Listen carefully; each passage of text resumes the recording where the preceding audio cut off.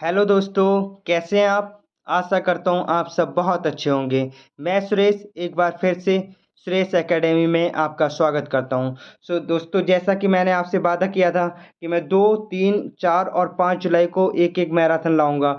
आज 2 तारीख है और आज मैं आईसीआर टेक्नीशियन T1 के लिए जीके की मैराथन लेके आया हूँ, जिसमें मैं कराऊँगा अति संभावित प्रश्न जो आपकी परीक्षा की दृष्टि से बहुत ही ज़्यादा इम्पोर्टेंट होने वाले हैं।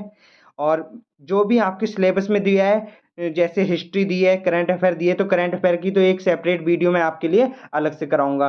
फिलहाल तो इस वीडियो में, इस मैराथन क्लास में मैं आपको history, geography, economic science, general policies and scientific research जो हैं, ये सारे टॉपिक मैं इसमें कराऊँगा क्योंकि आपके सिलेबस में ही टॉपिक हैं, तो ये मैं कराता हूँ। तो शुरू करते हैं, टाइम को ख़राब किए बिना शुरू करते हैं। आज का पहला क्वेश्चन, क्वेश्चन नंबर 1 क्या कह रहा है? क्वेश्चन नंबर 1 देख लेते हैं। बिलग्राम का युद्ध या कन्नौज की लड़ाई कब हुई थी? तो जो बिलग्राम का युद्ध होता है उसी को कन्नौज की लड़ाई भी कहते हैं। तो ये कब हुई थी, ये हमसे पूछा गया है। दोस्तों, मैं आपको बता दूं, ये जो बिलग्राम का युद्ध, कन्नौज का युद्ध जो है, ये 1540 में हुआ था। कब हुआ था? 1540 में हुआ था। और शेरशाह सूरी और हुमायूं के बीच हुआ था। शेरशाह सूरी और हुमायूं के बीच हुआ था। ठीक है, तो इसका जो राइट आंसर हो जाएगा वो तो हो जाएगा 1540। B will be the right answer. इसके अलावा आपके युद्ध से कोई ना कोई क्वेश्चन आपके एग्जाम में जरूर आएगा। तो मैंने जितने भी इंपॉर्टेंट से युद्ध हो सकते हैं, मैंने सारे एक जगह लिख के आपको बता दूंगा कि कौन से युद्ध कब हुए थे। जैसा कि आपने देखा होगा प्रीवियस ईयर में हर शिफ्ट में कोई ना कोई युद्ध से एक क्वेश्चन जरूर आया हुआ था। तो मैं सारे युद्ध आपको जो इंपॉर्टेंट हो सकते हैं करा देता हूं। तो बिलग्राम का युद्ध जो हुआ था वो तो 1540 में हो गया था, शेरशाह सूरी और हुमायूं के बीच। आगे देखते हैं कौन सा युद्ध है। हाईडे स्पीच का युद्ध। हाईडे स्पीच का जो युद्ध है, ये हुआ था कब? 326 ईसा पूर्व में हुआ था। कब हुआ था? 326 ईसा पूर्व में हुआ था। और सिकंदर और पंजाब के राजा पोरस जो थे उनके बीच हुआ था, जिसमें राजा पोरस जो थे विजय हो गए थे हाईडे स्पीच के युद्ध में। जैसा कि आपकी डिमांड थी कि सर जो पीडीएफ होनी चाहिए वो हिंदी और इंग्लिश में दोनों में होनी चाहिए, तो मैं हिंदी और इंग्लिश में दोनों में लाया हूँ। कुछ क्वेश्चन केवल हिंदी में है, लेकिन कुछ क्वेश्चन मैं हिंदी और इंग्लिश दोनों में लाया हूँ। तो हाईडे स्पीच 326 ईसा पूर्व में हुआ था, सिकंदर और पंजाब के राजा पोरस के बीच हुआ था। नेक्स्ट, कलिंग की लड़ाई। कलिंग की लड़ाई जो थी वो 261 ईसा पूर्व में हुई थी। सम्राट अशोक ने जो कलिंग पर आक्रमण किया था, उस लड़ाई को क्या कहते हैं? कलिंग की लड़ाई कहते हैं, जो कि 261 ईसा पूर्व में हुई थी। और 712 ईस्वी में जो हुआ था वो सिंध का युद्ध हुआ था, जिसे अरोड़ की लड़ाई भी कहते हैं, जो कि मोहम्मद बिन कासिम और राजा दाहिर के बीच हुई थी, जिसमें राजा दाहिर जो थे पराजित हो गए थे और मोहम्मद बिन कासिम जीत गया था। ठीक है, विजयी हो गया था। तो ये 712 ईस्वी में हुई थी सिंध की लड़ाई। आगे देखते हैं पेशावर की लड़ाई। पेशावर की लड़ाई जो थी वो 1001 में हुई थी, जो कि महमूद गजनबी और राजा जयपाल के बीच हुई थी, जिसमें राजा जयपाल जी थे जो वो पराजित हो गए थे। आगे बढ़ते हैं। नेक्स्ट, बै हिंद का युद्ध। बै हिंद का युद्ध, जितने भी युद्ध हैं मैं सारे क्रम से लगा दिए हैं, जिससे कि आपको याद करने में कोई प्रॉब्लम ना हो, जिससे कि आप अच्छे से याद कर पाएं और आपके एग्जाम में अगर कोई भी युद्ध से क्वेश्चन आता है तो आप कर पाएं। जो इंपॉर्टेंट युद्ध हो सकते हैं वो मैंने इसमें करा रहा हूँ। बै हिंद का युद्ध जो कि 1008 ईस्वी में हुआ था, ये राजा आनंदपाल और मोहम्मद गजनबी के बीच हुआ था। एक्चुअली हुआ क्या था, जो राजा जयपाल जी थे, राजा दाहिर जी थे, उनके बेटे थे आनंदपाल, फिर उनका युद्ध किससे हुआ था भाई? गजनबी से हुआ था। हुआ क्या था इसमें, जो हुआ था, जो 1001 में पेशावर की लड़ाई हुई थी, उसमें महमूद गजनबी और राजा जयपाल के बीच जो हुआ था, तो राजा जयपाल जी हार गए थे। फिर आए थे कौन? इनके बेटे राजा आनंदपाल। कौन आए थे? राजा आनंदपाल। फिर मोहम्मद गजनबी को राजा आनंदपाल से भी युद्ध करना पड़ा था। ठीक है, तो ये जो हुआ था युद्ध, इसे कहते हैं बै हिंद का युद्ध, जो कि 1008 ईस्वी में हुआ था। फिर उसके बाद सोमनाथ का युद्ध हुआ था, जो कि 1025 में हुआ था। इसमें क्या हुआ था? महमूद गजनबी ने सोमनाथ के मंदिर पर आक्रमण कर दिया था। फिर उसके बाद आता है तराइन का युद्ध। तराइन का युद्ध 1191 में हुआ था। जो तराइन के दो युद्ध हुए थे। प्रथम युद्ध 1191 में हुआ था, जो कि मोहम्मद गौरी और पृथ्वीराज चौहान के बीच हुआ था, जिसमें पृथ्वीराज चौहान विजयी हो गए थे। फिर जो दूसरा युद्ध हुआ था तराइन का, वो हुआ था 1192 में, ठीक एक साल बाद। वो भी मोहम्मद गौरी और पृथ्वीराज चौहान के बीच हुआ था, लेकिन इसमें मोहम्मद गौरी विजय हो गया था और पृथ्वीराज चौहान हार गए थे। आगे बढ़ते हैं। नेक्स्ट, चंदावर का युद्ध। चंदावर का युद्ध जो हुआ था वो 1194 ईस्वी में हुआ था। मोहम्मद गौरी और कन्नौज के राजा जयचंद के बीच हुआ था, जिसमें राजा जयचंद जी थे वो हार गए थे, पराजित हो गए थे। उसके बाद जो आया हमारा पानीपत का युद्ध। पानीपत का प्रथम युद्ध जो हुआ था 1526 में हुआ था, बाबर और इब्राहिम लोदी के बीच हुआ था। और इसी युद्ध में पहली बार भारत में तोपखानों का प्रयोग किया गया था। कौन से? पानीपत के प्रथम युद्ध में। इस टाइप का एक क्वेश्चन आ जाता है कभी कभी आपके एग्जाम में। और फिर आता है खानवा के युद्ध। खानवा के युद्ध जो था वो 1527 ईस्वी में हुआ था, जो कि बाबर और राणा सांगा के बीच हुआ था। आगे देखते हैं घाघरा का युद्ध। घाघरा का युद्ध जो है वो 1529 ईस्वी में बाबर के बीच हुआ था, बाबर और अफगान के बीच हुआ था, जिसका नेतृत्व महमूद लोदी ने किया था। बाबर की तरफ से नेतृत्व महमूद लोदी ने किया था और अफगान के साथ ये युद्ध हुआ था। घाघरा का युद्ध 1529 में, याद रखिएगा, इंपॉर्टेंट हो सकता है। और चौसा का युद्ध। चौसा का युद्ध तो आपके प्रीवियस ईयर में आया हुआ भी है, प्रीवियस ईयर में आया हुआ है चौसा का युद्ध, जो कि 1539 में हुआ था। शेर शाह सूरी और हुमायूं के बीच हुआ था। ठीक है। फिर उसके बाद कन्नौज का या बिलग्राम का युद्ध, जो 1540 ईस्वी में हुआ था, शेर शाह सूरी और हुमायूं के बीच, जो कि अभी मैंने क्वेश्चन कराया था यही वाला। तो फिर उसके बाद आता है पानीपत का द्वितीय युद्ध। पानीपत का द्वितीय युद्ध जो हुआ था वो 1556 में हुआ था और अकबर और हेमू के बीच में हुआ था। फिर उसके बाद आता है तालीकोटा का युद्ध। तालीकोटा का युद्ध जो था वो 1545 में हुआ था। विजयनगर साम्राज्य का अंत हो गया था जिसमें, तालीकोटा के युद्ध में 1545 में। आगे बढ़ते हैं। हल्दी घाटी का युद्ध। हल्दी घाटी का युद्ध जो था वो 1776 में हुआ था, जो कि अकबर और राणा प्रताप के बीच हुआ था। किसके बीच हुआ था? अकबर और राणा प्रताप के बीच हुआ था हल्दी घाटी का युद्ध 1776 में। फिर उसके बाद हुआ था 1757 में प्लासी का युद्ध, जो कि अंग्रेजों और सिराजुद्दौला के बीच हुआ था। किसके? अंग्रेजों और सिराजुद्दौला के बीच हुआ था। आगे फिर बांडीवास का युद्ध। बांडीवास का युद्ध जो था वो 1760 ईस्वी में हुआ था, जो कि अंग्रेज और फ्रांसीसियों के बीच हुआ था। जो अंग्रेज लोग थे हमारे देश में आ गए थे और फ्रांसीसी लोग जो थे उन लोगों के बीच में हुआ था बांडीवास का युद्ध। फिर उसके बाद आता है पानीपत का तृतीय युद्ध, जो कि 1761 में हुआ था और जो अहमद शाह अब्दाली और मराठों के बीच हुआ था। अहमद शाह अब्दाली और मराठों के बीच हुआ था, जिसमें अहमद शाह अब्दाली विजयी हो गए थे। आगे बक्सर का युद्ध। बक्सर का युद्ध जो था वो 1764 में हुआ था। कब हुआ था? 1764 में हुआ था। अंग्रेजों और मीर कासिम शुजाउद्दौला एवं आलम शाह द्वितीय की सेना के बीच हुआ था। अंग्रेज एक तरफ थे और मीर कासिम शुजाउद्दौला एवं आलम शाह द्वितीय, ये तीनों एक तरफ थे, इनकी सेना एक तरफ थी और अंग्रेज एक तरफ थे, इनके बीच हुआ था बक्सर का युद्ध 1764 ईस्वी में। फिर आता है हमारा प्रथम आंग्ल मैसूर युद्ध। कौन सा? प्रथम आंग्ल मैसूर युद्ध। ये सारे जो मैंने कराए युद्ध, ये सारे के सारे बहुत इंपॉर्टेंट है परीक्षा की दृष्टि से। तो प्रथम आंग्ल मैसूर युद्ध जो हुआ था वो 1767 से 69 तक चला था, जो कि हैदर अली और अंग्रेजों के बीच हुआ था। किसके? हैदर अली और अंग्रेजों के बीच हुआ था। ठीक है। फिर आगे बढ़ते हैं। द्वितीय आंग्ल मैसूर युद्ध। द्वितीय आंग्ल मैसूर युद्ध जो था वो 1780 से 84 तक चला था, जो कि हैदर अली और अंग्रेजों के बीच ही हुआ था। जो दूसरा भी जो हुआ था द्वितीय आंग्ल मैसूर युद्ध, ये भी हैदर अली और अंग्रेजों के बीच हुआ था। तृतीय आंग्ल मैसूर युद्ध जो था वो 1790 में हुआ था, जो कि टीपू सुल्तान और अंग्रेजों के बीच हुआ था। किसके? टीपू सुल्तान और अंग्रेजों के बीच हुआ था। उसके बाद चतुर्थ आंग्ल मैसूर युद्ध जो हुआ था वो 1799 में हुआ था, जो कि टीपू सुल्तान और किसके बीच हुआ था भाई? टीपू सुल्तान और अंग्रेजों के बीच हुआ था। ठीक है। टीपू सुल्तान और अंग्रेजों के बीच ये युद्ध हुआ था। ठीक है। तो हमारा जो चतुर्थ आंग्ल मैसूर युद्ध जो हुआ था वो 1799 में टीपू सुल्तान और अंग्रेजों के बीच हुआ था।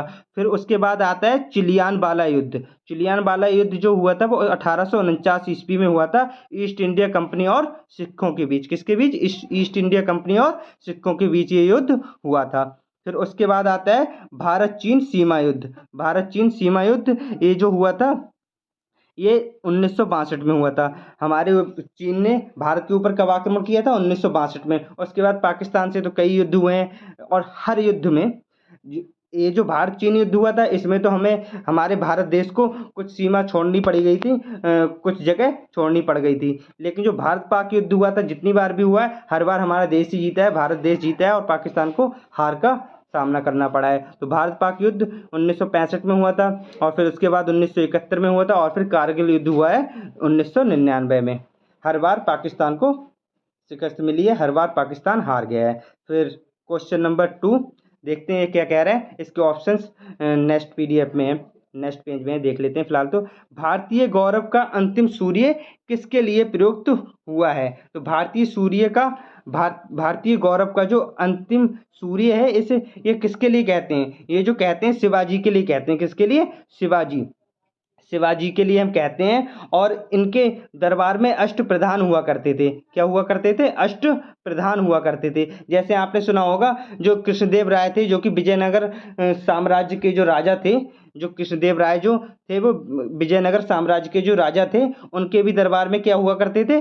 अष्ट दिग्गज हुआ करते थे। उनके दरबार में क्या हुआ करते थे? अष्ट दिग्गज हुआ करते थे। ऐसे ही शिवाजी के दरबार में अष्ट प्रधान हुआ करते थे। फिलहाल तो इस क्वेश्चन का जो आंसर होगा, भारतीय गौरव का अंतिम सूर्य किसके लिए प्रयुक्त किया गया है, वो तो है शिवाजी। वो क्या हो जाएंगे? शिवाजी। इसके साथ में बता दूं, कृष्णदेव राय जो थे वो विजयनगर के राजा थे, और इनके दरबार में अष्ट दिग्गज थे। जो अष्ट दिग्गज जो थे वो 8 तेलुगु कवि थे। क्या थे? 8 तेलुगु कवि थे। तो इसका जो आंसर हो जाएगा वो हो जाएगा हमारा शिवाजी। क्या हो जाएगा? शिवाजी, जो कि ऑप्शन नंबर ए में दिया है। तो A will be the right answer. आगे बढ़ते हैं नेक्स्ट क्वेश्चन।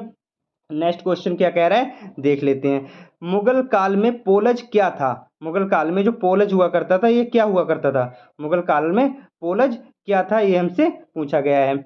तो मुगल काल में पोलज जो था वो क्या था? भूमि वार्षिक रूप से जोती जाती थी ये था, या बंजर भूमि को छोड़ दिया जाता था, या बिना जोती भूमि को कहते थे, या बंजर भूमि को कहते। तो मैं आपको बता दूं, ये जो पोलज हुआ करता था मुगल काल में, भूमि जो वार्षिक रूप से जोती जाती थी उसे हम कहते थे पोलज। क्या कहते थे? भूमि जो वार्षिक रूप से जोती जाती थी उसे पोलज कहते थे। द लैंड वाज प्लोड एनुअली, जो वार्षिक रूप से जोती जाती थी। Next question question number 4।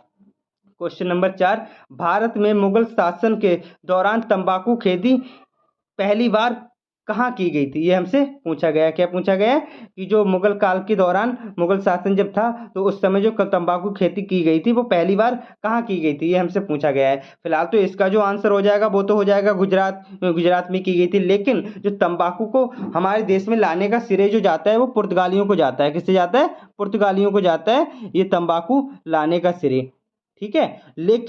लेकिन जो हमारे देश में जो तंबाकू की खेती शुरू जो की थी, वो जो उसका श्रेय जो जाता है वो जहांगीर को जाता है। किसे जाता है भाई? जहांगीर को जाता है इसका श्रेय।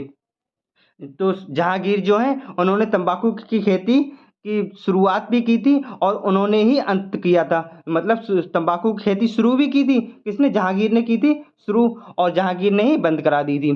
फिर आगे बढ़ते हैं नेक्स्ट क्वेश्चन हमारा क्या होगा देखते हैं। Next question question number 5। Question number 5 क्या कह रहा है देख लेते हैं। अब्दुल रहम खाना ने बाबर की आत्मकथा किस भाषा में अनुवाद की थी, ये हमसे पूछा गया है। तो मैं आपको बता दूं जी, अब्दुल रहम खाना थे, इन्हें अब्दुल रहम जो थे इन्हें खाना की उपाधि जो दी थी वो किसने दी थी? हमारे अकबर ने दी थी। किसने दी थी? अकबर ने दी थी खाना की उपाधि। लेकिन इन्होंने ये कब दी थी? ये दी थी गुजरात विजय के पश्चात। जब गुजरात विजय हो गए थे राजा अकबर, तो इन्होंने अब्दुल रहम को खाना की उपाधि दे दी थी। ठीक है। और जो अब्दुल रहम जो थे ये कौन थे? ये बैरम खान के पुत्र ही थे। ये अब्दुल रहम जो थे ये बैरम खान के ही पुत्र थे। और जो इसका आंसर होगा, बाबर की आत्मकथा किस भाषा में अनुवाद किया था? तो इसका जो आंसर हो जाएगा Farsi. B will be the right answer, Farsi. Farsi जो है हमारा राइट आंसर हो जाएगा। ठीक है। तो आगे बढ़ते हैं next question question number 6। Question number 6 ये क्या कह रहा है देख लेते हैं। मुगल फलों का आयात कहाँ से करते थे? क्योंकि आप ICAR का ही पेपर है तो ये कहीं ना कहीं कृषि से ही संबंधित है, तो इस टाइप के ही मैं क्वेश्चंस लाया हूँ। और मुगल काल के क्योंकि क्वेश्चंस जो इस बार प्रीवियस ईयर हुआ था उसमें तो ज़्यादा नहीं आए थे, लेकिन उससे पहले जो हुआ करते थे एग्जाम जो हुए थे उसमें मुगल काल से काफ़ी क्वेश्चंस आए थे, इसलिए ये क्वेश्चंस लेकर आया हूँ जो कि आपकी परीक्षा की दृष्टि से बहुत ही ज़्यादा इंपॉर्टेंट है। तो मुगल काल में फलों का जो आयात हुआ करता था वो कहाँ से हुआ करता था? वो हुआ करता था समरकंद से ही हुआ करता था। जो ये है हमारा राइट आंसर हो जाएगा। जो समरकंद था यहाँ से ही फलों का जो था आयात हुआ करता था। तो जो बाबर थे ना, तो बाबर जो थे वो यहीं से क्या लाए थे? कालिंदर लाए थे। क्या लाए थे? कालिंदा लाए थे। क्या लाए थे भाई? कालिंदा, जिसे आजकल ना तरबूजा खरबूजा कहते हैं। क्या कहते हैं? तरबूजा खरबूजा कहते हैं। वो बाबर कहाँ से लाए थे भाई? समरकंद से ही लाए थे। ठीक है, और इसीलिए इसीलिए बाबर को हम क्या कहते हैं? कलंदर भी कहा जाता है। बाबर को क्या कहा जाता है? कलंदर भी कहा जाता है बाबर को। तो इसका जो राइट आंसर होगा option number A will be the right answer. इसके नेक्स्ट ऑप्शन ये है।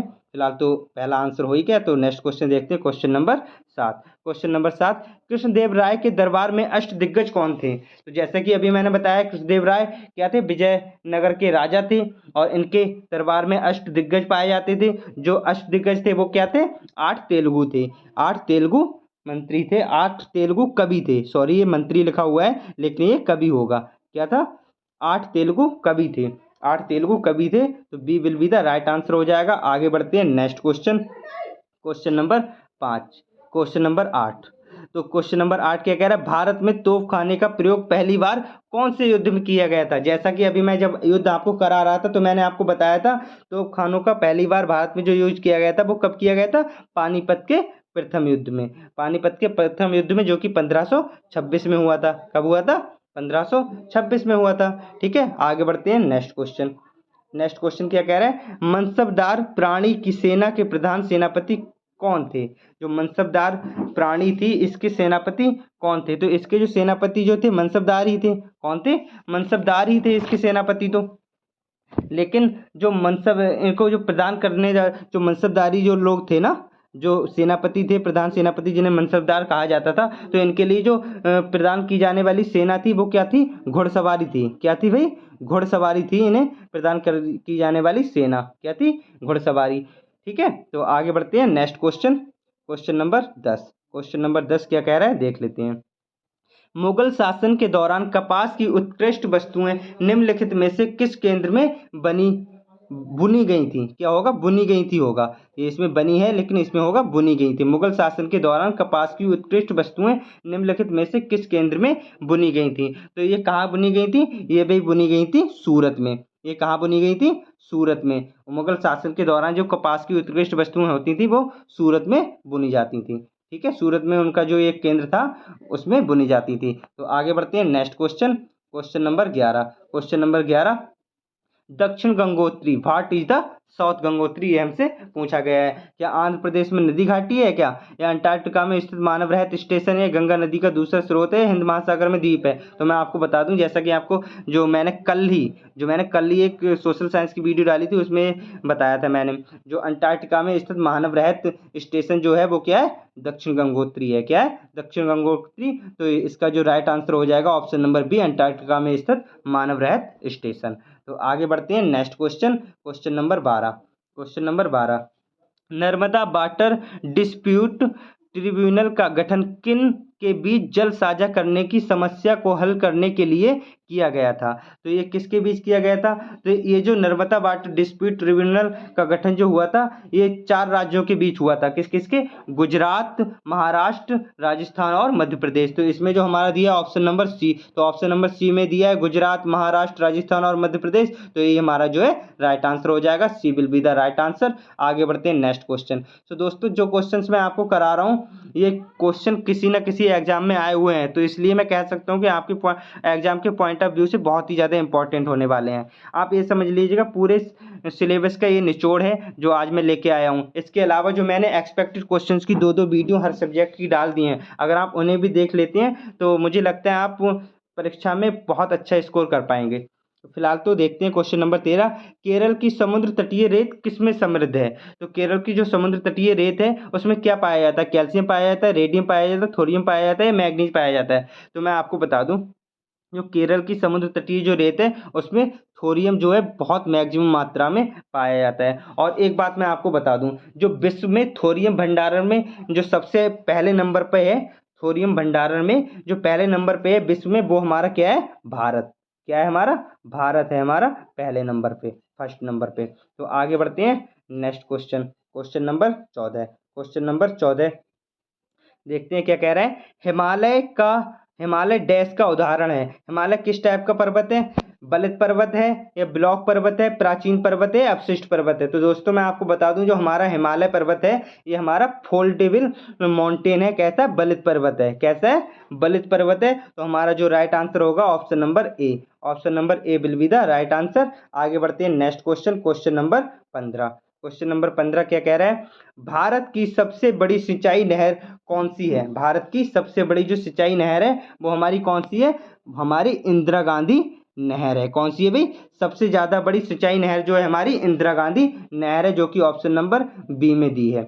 जो कि ऑप्शन नंबर बी में दी है, तो B will be the right answer. आगे बढ़ते हैं next question, question number 16। Question number 16 क्या कह रहा है?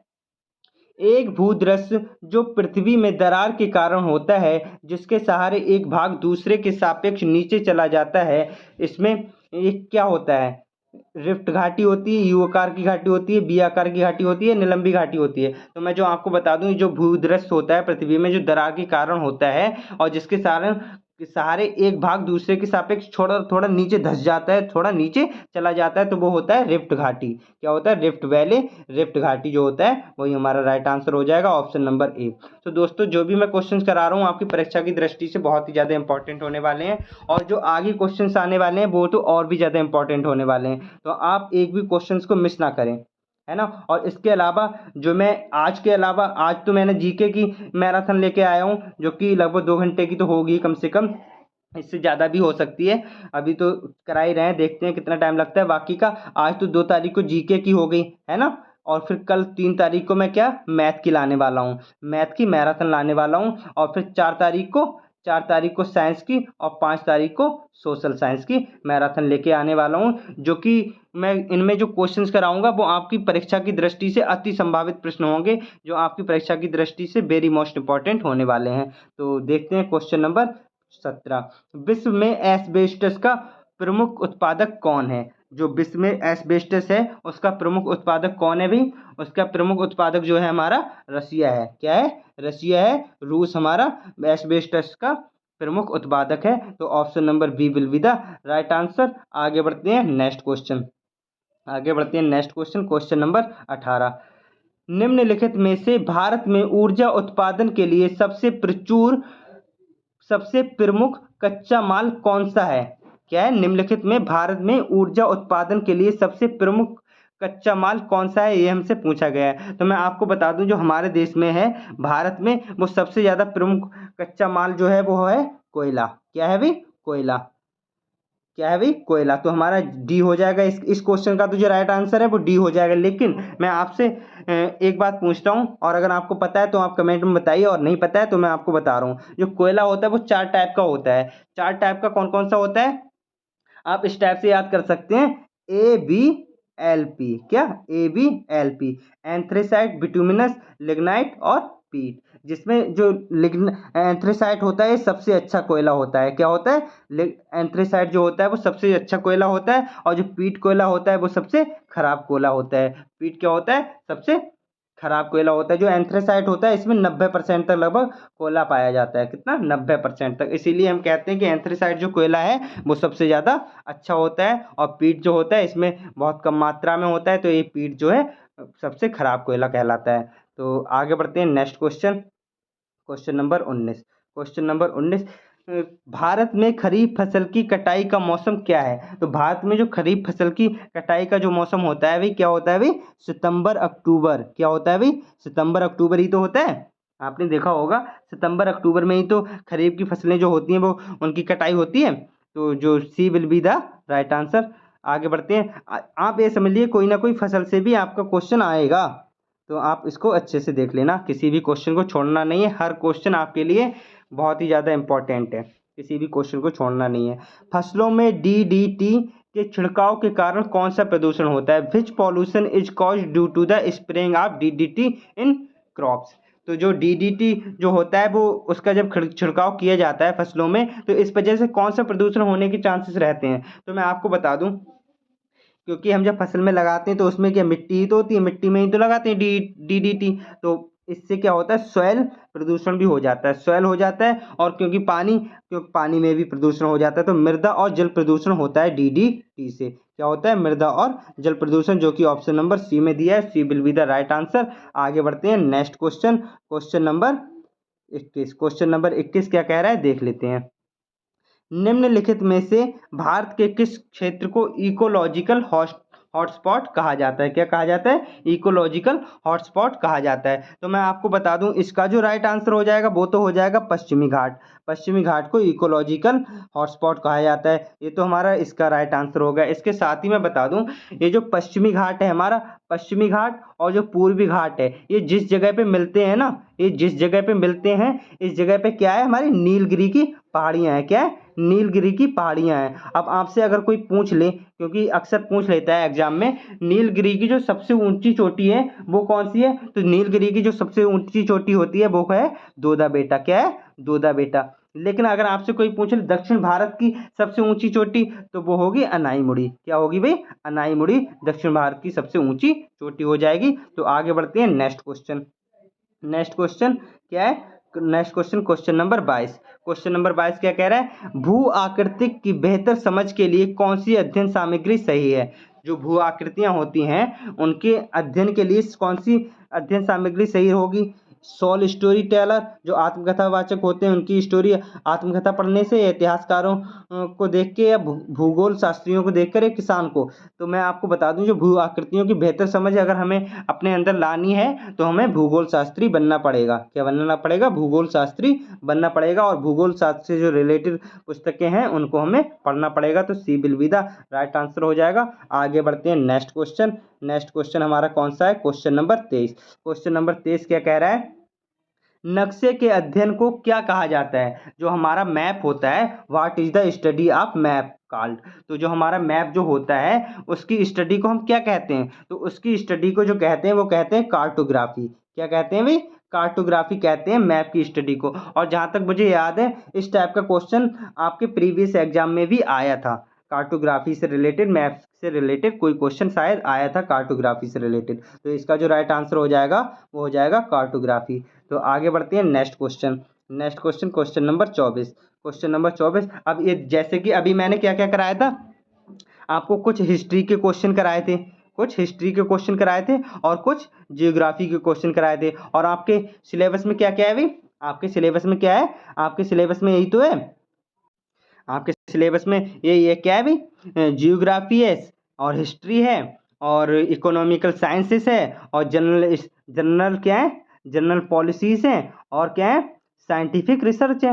यही तो सब है। तो जिसमें से मैंने आपके हिस्ट्री और जियोग्राफी के कुछ क्वेश्चंस करा दिए, लेकिन अभी आगे भी हैं हिस्ट्री और जियोग्राफी के। लेकिन अब जो हमारे आते हैं, अब क्या आते हैं भाई, जो हमारे आते हैं कल्चर। हाँ, और कल्चर भी है, जो क्या है, कल्चर भी हमारा एक टॉपिक है जीके में। जो सामान्य अध्ययन है उसमें एक कल्चर भी टॉपिक है। हिस्ट्री, जियोग्राफी, कल्चर, और इकोनॉमिक साइंस, और जनरल पॉलिसी, और साइंटिफिक रिसर्च, ये सब हमारे सिलेबस में है। और साथ में करंट अफेयर, करंट अफेयर भी बहुत ज़्यादा इंपॉर्टेंट है, जिसकी मैं करंट अफेयर की एक अलग वीडियो लेके आऊँगा। जिसमें मैंने एक वीडियो, जो मई की पूरी करंट अफेयर है उसकी एक वीडियो मैंने अपने चैनल पे डाल रखी है, जिसमें मैंने इंपॉर्टेंट 90 क्वेश्चन कराए हैं। क्या, मोस्ट इंपॉर्टेंट 90 क्वेश्चन कराए हैं, जो कि आपके एग्जाम के पॉइंट ऑफ व्यू से बहुत इंपॉर्टेंट होने वाले हैं। और उन 90 में से कम 3 क्वेश्चन तो आपके एग्जाम में आ ही सकते हैं, किसी ना किसी शिफ्ट में 3 क्वेश्चन तो आ ही जाएंगे। जो मैंने मई मंथ की पूरी करंट अफेयर कराई है, जिसमें 90 क्वेश्चन कराए हैं, तो उसमें 3 क्वेश्चन तो आप मान ही लीजिएगा,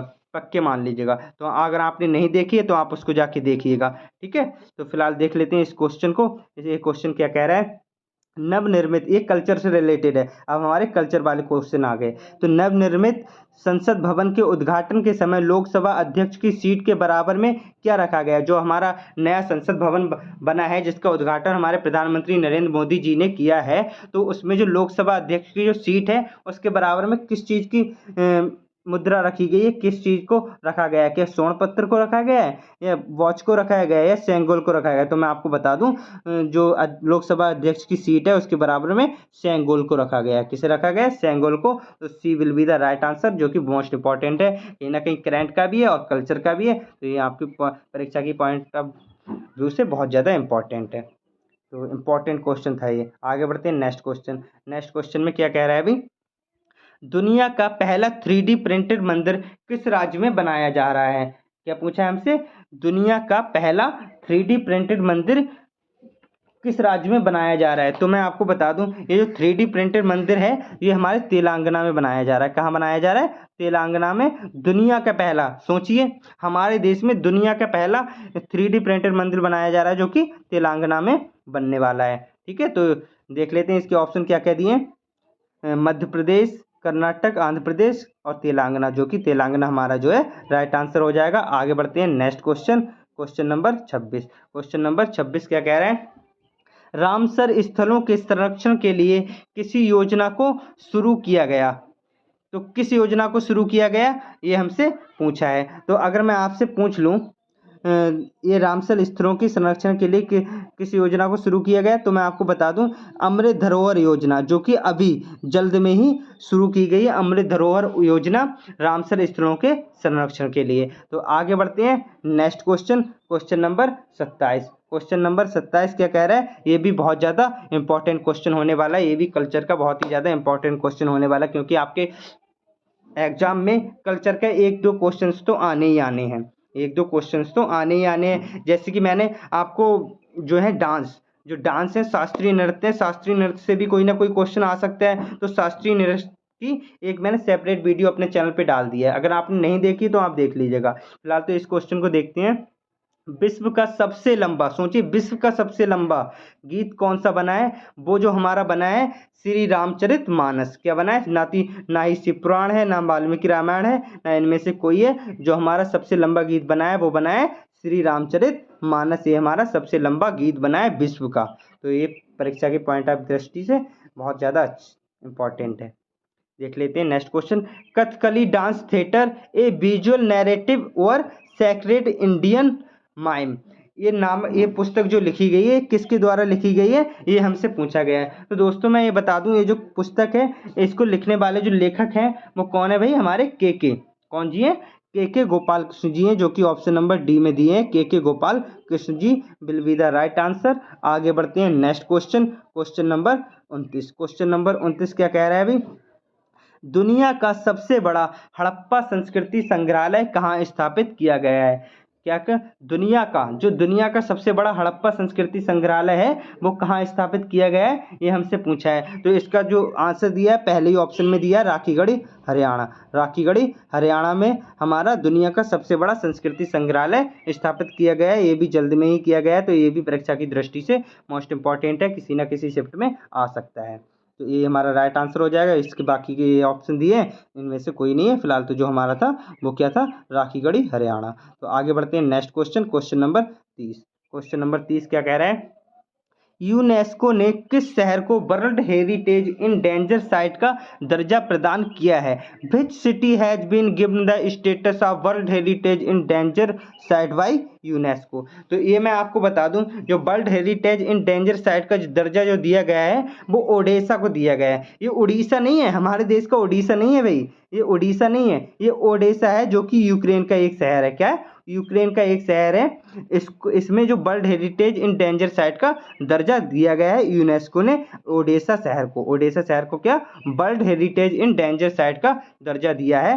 तो ये हमारा option number A will be the right answer हो जाए, ओडिशा यूक्रेन। आगे बढ़ते हैं नेक्स्ट क्वेश्चन, क्वेश्चन नंबर 31। ये क्या कह रहा है, कीलादी साइट संग्रहालय की स्थापना किस राज्य में की जा रही है। किस राज्य में की जा रही है, हमसे पूछा गया है। तो मैं आपको बता दूं, कीलादी साइट संग्रहालय जो है इसकी स्थापना हमारे कहाँ की गई है, तमिलनाडु में की गई है। कहाँ की गई है, तमिलनाडु में की गई है। तो इसका जो राइट आंसर हो जाएगा B will be the right answer, क्योंकि ये तो डायरेक्ट क्वेश्चन से करंट अफेयर के ही हैं कहीं ना कहीं, और क्योंकि कल्चर से रिलेट कर रहे थे इसलिए मैंने यहाँ पे रख लिया, क्योंकि कल्चर आपके सिलेबस में एक टॉपिक है जिससे क्वेश्चंस आने बनते हैं और आएंगे, प्रीवियस ईयर में भी आए थे, तो इस साल भी आएंगे। तो आगे बढ़ते हैं नेक्स्ट क्वेश्चन, क्वेश्चन नंबर 32 क्या कह रहा है, अकबर के सबसे प्रसिद्ध अदालत कवि कौन थे। जो अकबर के प्रसिद्ध अदालत कवि थे वो कौन थे, ये हमसे पूछा गया है। तो मैं आपको बता दूं, जो जिन्हें इन्होंने खाने खाना की उपाधि दी थी, गुजरात विजय के बाद अकबर ने खाने खाना की उपाधि दी थी, वही वही हमारे क्या थे, इनके क्या थे, अदालत कवि थे, अब्दुल रहम will be the right answer. यही प्रसिद्ध अदालत कवि थे अकबर के, जिनके लिए अकबर ने गुजरात विजय के पश्चात क्या दी थी, खाने खाना की उपाधि दी थी। तो D will be the right answer. आगे बढ़ते हैं, next question, question number 31। Question number 31 क्या कह रहा है, मध्य प्रदेश में सांची का स्तूप किसके द्वारा बनाया गया है, ये हमसे पूछा गया है। तो जो मध्य प्रदेश में जो सांची का स्तूप है, ये किसके द्वारा बनाया गया है, ये हमसे पूछा गया है। तो मैं आपको बता दूं, जो सांची का स्तूप है, ये राजा सम्राट अशोक के द्वारा बनाया गया। किसके द्वारा बनाया गया, सम्राट अशोक के द्वारा बनाया गया, जो कि ऑप्शन नंबर ए में दिया है। तो ये हमारा राइट आंसर हो जाएगा। आगे बढ़ते हैं टाइम को खराब किए बिना। Next question, question number 34। Question number 34 क्या कह रहा है, देख लेते हैं। ओणम कहाँ का लोकप्रिय त्योहार है, क्योंकि कल्चर में तो त्योहार भी आते हैं भाई और नृत्य भी आते हैं। तो हमसे पूछा गया है ओणम कहाँ का लोकप्रिय त्योहार है। तो ओणम जो त्योहार है वो कहाँ मनाया जाता है, हमारे केरल में मनाया जाता है। कहाँ मनाया जाता है भाई, केरल में मनाया जाता है ओणम त्योहार। तो C will be the right answer हो जाएगा। तो आगे बढ़ते हैं, next question, question number 35। Question number 35, Sattriya कहाँ का शास्त्रीय नृत्य है। जैसा कि आपको पता है, मैंने शास्त्रीय नृत्य की एक वीडियो अपने चैनल पे डाल रखी है, अगर आपने नहीं देखी है तो आप देख लीजिएगा। क्योंकि जो शास्त्रीय नृत्य हैं, जितने भी नृत्य हैं, आपके परीक्षा की पॉइंट ऑफ व्यू से बहुत ही ज़्यादा इंपॉर्टेंट होने वाले हैं, क्योंकि किसी न किसी शिफ्ट में आने के मोस्ट प्रोबेबल चांसेस हैं। तो शास्त्रीय जो है वो कहाँ का है, असम का। इसका आंसर जो हो जाएगा वो तो असम हो जाएगा, लेकिन उत्तर भारत का जो है वो है कथक। क्या है, कथक। और तमिलनाडु का क्या है, केरल का क्या है, मोहिनीअट्टम और कथकली। और तमिलनाडु का क्या है भी, बताइए आप कमेंट बॉक्स में लिख के बताइए तमिलनाडु का क्या है।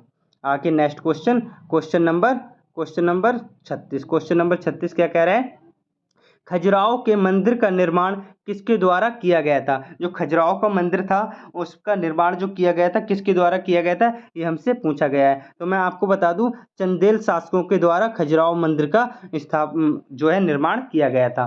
किसके द्वारा, चंदेल शासक जो हुआ करते थे, उन्होंने खजुराहो के मंदिर का निर्माण कराया था। तो ये हमारा जो है राइट आंसर हो जाएगा। आगे बढ़ते हैं, next question, question number 37। Question number 37 हमसे क्या कह रहा है, देख लेते हैं।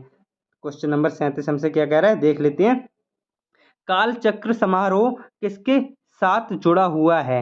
जो कालचक्र समारोह है ये किसके साथ जुड़ा हुआ है, ये हमसे पूछा है। तो जैसा कि आपको पता होगा, जो कालचक्र समारोह है वो बौद्ध धर्म से संबंधित होता है। किससे, बौद्ध धर्म से। तो हमारा जो राइट आंसर हो जाएगा, B will be the right answer, बौद्ध धर्म। तो आगे बढ़ते हैं, next question, question number 38। Question number 38 हमसे क्या कह रहा है, देख लेते हैं। राष्ट्रीय गान प्रथम बार किस वर्ष में गाया गया था, ये हमसे पूछा गया है। तो राष्ट्रीय गान जो था वो पहली बार 1911 में गाया गया था, जो कि दिल्ली दरबार लगा था उसमें गाया गया था। राष्ट्रीय गान दिल्ली दरबार में पहली बार गाया गया था 1911 में। तो 1911 जो है वो हमारा राइट आंसर हो जाएगा, जिसमें जॉर्ज परचम आए थे। उसमें 1900 जो दिल्ली दरबार लगा था उसमें 1911 में राष्ट्रीय गान प्रथम बार गाया गया था। तो आगे बढ़ते हैं, next question, question number 39। Question number 39 क्या कह रहा है, निम्नलिखित में से कौन सी अकादमी भारत में नृत्य, नाटक और संगीत के विकास को बढ़ावा देने के लिए जिम्मेदार है। तो मैं आपको बता दूं, जैसा कि आपको पता है, जो शास्त्रीय नृत्य हैं उनको सर्टिफाइड कौन करता है, संगीत नाटक अकादमी। तो ये हमारा जो है राइट आंसर हो जाएगा। तो ये हमारा क्या हो जाएगा, bill will be the right answer. हम टाइम को बिल्कुल भी खराब नहीं करेंगे, फटाफट आगे बढ़ते जाएंगे। ठीक है, जिसका एक्सप्लेनेशन देना है उसका देंगे। और क्योंकि ये मैराथन क्लास है, इसमें ज़्यादा से ज़्यादा क्वेश्चन कराने की कोशिश रहती है। तो पुरी में रथ यात्रा किस हिंदू देवता के सम्मान में निकाली जाती है। जो पुरी में जो रथ यात्रा निकाली जाती है वो किस हिंदू देवता के सम्मान में निकाली जाती है, क्या विष्णु के, या राम के, या शिव के, या जगन्नाथ की। तो मैं आपको बता दूं, ये पुरी में रथ यात्रा निकाली जाती है वो जगन्नाथ भगवान के लिए निकाली जाती है। D will be the right answer. आगे बढ़ते हैं, next question, question number 41। Question number 41 क्या कह रहा है अभी, सरिस्का नेशनल पार्क कहाँ स्थित है। सरिस्का नेशनल पार्क कहाँ स्थित है। तो ये जो सरिस्का नेशनल पार्क है ये तो है हमारे राजस्थान में। कहाँ है, राजस्थान में। तो ऐसे ही पेरियार है केरल में, ऐसे दुधवा इकलौता दुधवा है यूपी में, यूपी का इकलौता नेशनल पार्क है दुधवा जो कि यूपी में है। इस टाइप के आगे बढ़ते हैं next question, question number 42। Question number 42 क्या कह रहा है, दिल्ली में मोती मस्जिद का निर्माण किसने करवाया, ये हमसे पूछा गया है। क्या पूछा है, दिल्ली में जो मोती मस्जिद है इसका निर्माण किसने करवाया, ये हमसे पूछा गया है। तो इस क्वेश्चन का तो जो आंसर होगा वो तो हो जाएगा औरंगजेब, जो कि ऑप्शन नंबर बी में दिया है। क्या ऑप्शन नंबर बी में दिया है, इसका तो आंसर ये हो जाएगा। लेकिन अगर आपसे पूछा जाए जो फर्स्ट मदरसा था, जो पहला मदरसा बनवाया गया था, वो किसने बनवाया था, तो जो फर्स्ट मदरसा जो था, पहला मदरसा जो था, वो इल्तुतमिश ने बनवाया था। किसने बनवाया था, इल्तुतमिश ने बनवाया था। लेकिन फिर आपसे अगर पूछा जाए पहली मस्जिद किसने बनवाई थी, तो इसका जो आंसर होगा वो क्या होगा, कुतुबुद्दीन ऐबक। क्या होगा, कुतुबुद्दीन ऐबक इसका जो है राइट आंसर होगा। मस्जिद जो बनवाई कुतुबुद्दीन ऐबक ने बनवाई है, और जो फर्स्ट जो मदरसा है वो इल्तुतमिश ने बनवाया था। लेकिन जो दिल्ली में मोती मस्जिद है इसका निर्माण औरंगजेब ने कराया है, औरंगजेब ने कराया है, जो कि बी है। बी में आंसर दिया है, तो B will be the right answer. आगे बढ़ते हैं नेक्स्ट क्वेश्चन, क्वेश्चन नंबर 43 क्या कह रहा है, निम्नलिखित को उनके शासन काल के क्रम में व्यवस्थित कीजिए, उनके शासन काल के क्रम में व्यवस्थित कीजिए, ये हमसे पूछा है। तो इसको तो हम व्यवस्थित करेंगे, लेकिन इससे पहले मैं आपको बता दूं जो सल्तनत काल है उसमें जो थे वंश थे वो कौन कौन से थे, तो मैं आपको बता दूं सबसे पहले जो था गुलाम वंश, क्या था, गुलाम, फिर खिलजी वंश, फिर उसके बाद तुगलक वंश, फिर सैयद वंश, और फिर लोधी वंश। इसकी एक ट्रिक है जो कि बहुत सारे सर लोग भी बताते हैं यूट्यूब पे, क्या है, गुलाब खिले तो ठीक है। तो पहला हो गया गुलाम वंश, और दूसरा हो गया खिलजी वंश, तीसरा हो गया तुगलक वंश, और चौथा हो गया सैयद वंश, और पांचवा लोधी वंश। ठीक है, गुलाब खिले तो सांस लो, क्या होता है भाई, गुलाब खिले तो सांस लो, एक ट्रिक हो जाएगी। गुलाब से गुलाम, और गुलाब से गुलाम, और खिले से खिलजी, और तो से तुगलक, और सांस से सैयद, और लो से लोधी वंश, ये हो जाएंगे। और इसके साथ जो मुगल राजा हुआ करते थे उनकी भी एक ट्रिक होती है भाजशाह। क्या होती है, भाजशाह, भाजशाह इसकी ट्रिक होती है। तो इसमें जो होता है पहला बाबर, दूसरा हुमायूं, और ए फॉर अकबर, और जे फॉर जहांगीर, और एस फॉर शाहजहां, और ए फॉर औरंगजेब। ठीक है, तो इसका जो राइट आंसर हो जाएगा वो हो जाएगा 3-1-2-4, जो कि ऑप्शन नंबर सी में दिया है। तो C will be the right answer. आगे बढ़ते हैं नेक्स्ट क्वेश्चन, क्वेश्चन नंबर 44 क्या कह रहा है, देख लेते हैं। क्वेश्चन नंबर 44 क्या कह रहा है, नीला ग्रह किसे कहा जाता है, हमसे क्या पूछा गया है, नीला ग्रह किसे कहा जाता है। तो मैं आपको बता दूं नीला ग्रह आप जानते होंगे, अगर नहीं जानते हैं तो मैं बता रहा हूँ, नीला ग्रह जो कहा जाता है वो कहा जाता है पृथ्वी को। पृथ्वी को क्या कहा जाता है, नीला ग्रह। अब आपसे पूछ ले कोई हरा ग्रह किसे कहा जाता है, किसे, क्या, हरा ग्रह। तो हरा ग्रह जो कहा जाता है वो अरुण को कहा जाता है। किसे कहा जाता है, अरुण को कहा जाता है। और अगर आपसे पूछ ले पीला ग्रह किसे कहा जाता है, तो पीला ग्रह जो कहा जाता है वो बृहस्पति को कहा जाता है। किसे, बृहस्पति को कहा जाता है। और लाल ग्रह जो कहा जाता है वो मंगल को, मार्स को कहा जाता है। ठीक है, और इसके अलावा जो सबसे बड़ा ग्रह है वो हमारा क्या है, बृहस्पति। क्या है भाई, बृहस्पति। और सबसे ज्यादा उपग्रह जिसके पास पाए जाते हैं वो क्या है, हमारा शनि। सबसे ज्यादा उपग्रह जिसके पास पाए जाते हैं वो सैटर्न, शनि है। तो आगे बढ़ते हैं नेक्स्ट क्वेश्चन हमारा क्या कह रहा है, ये भी बहुत इंपॉर्टेंट क्वेश्चन होने वाला है।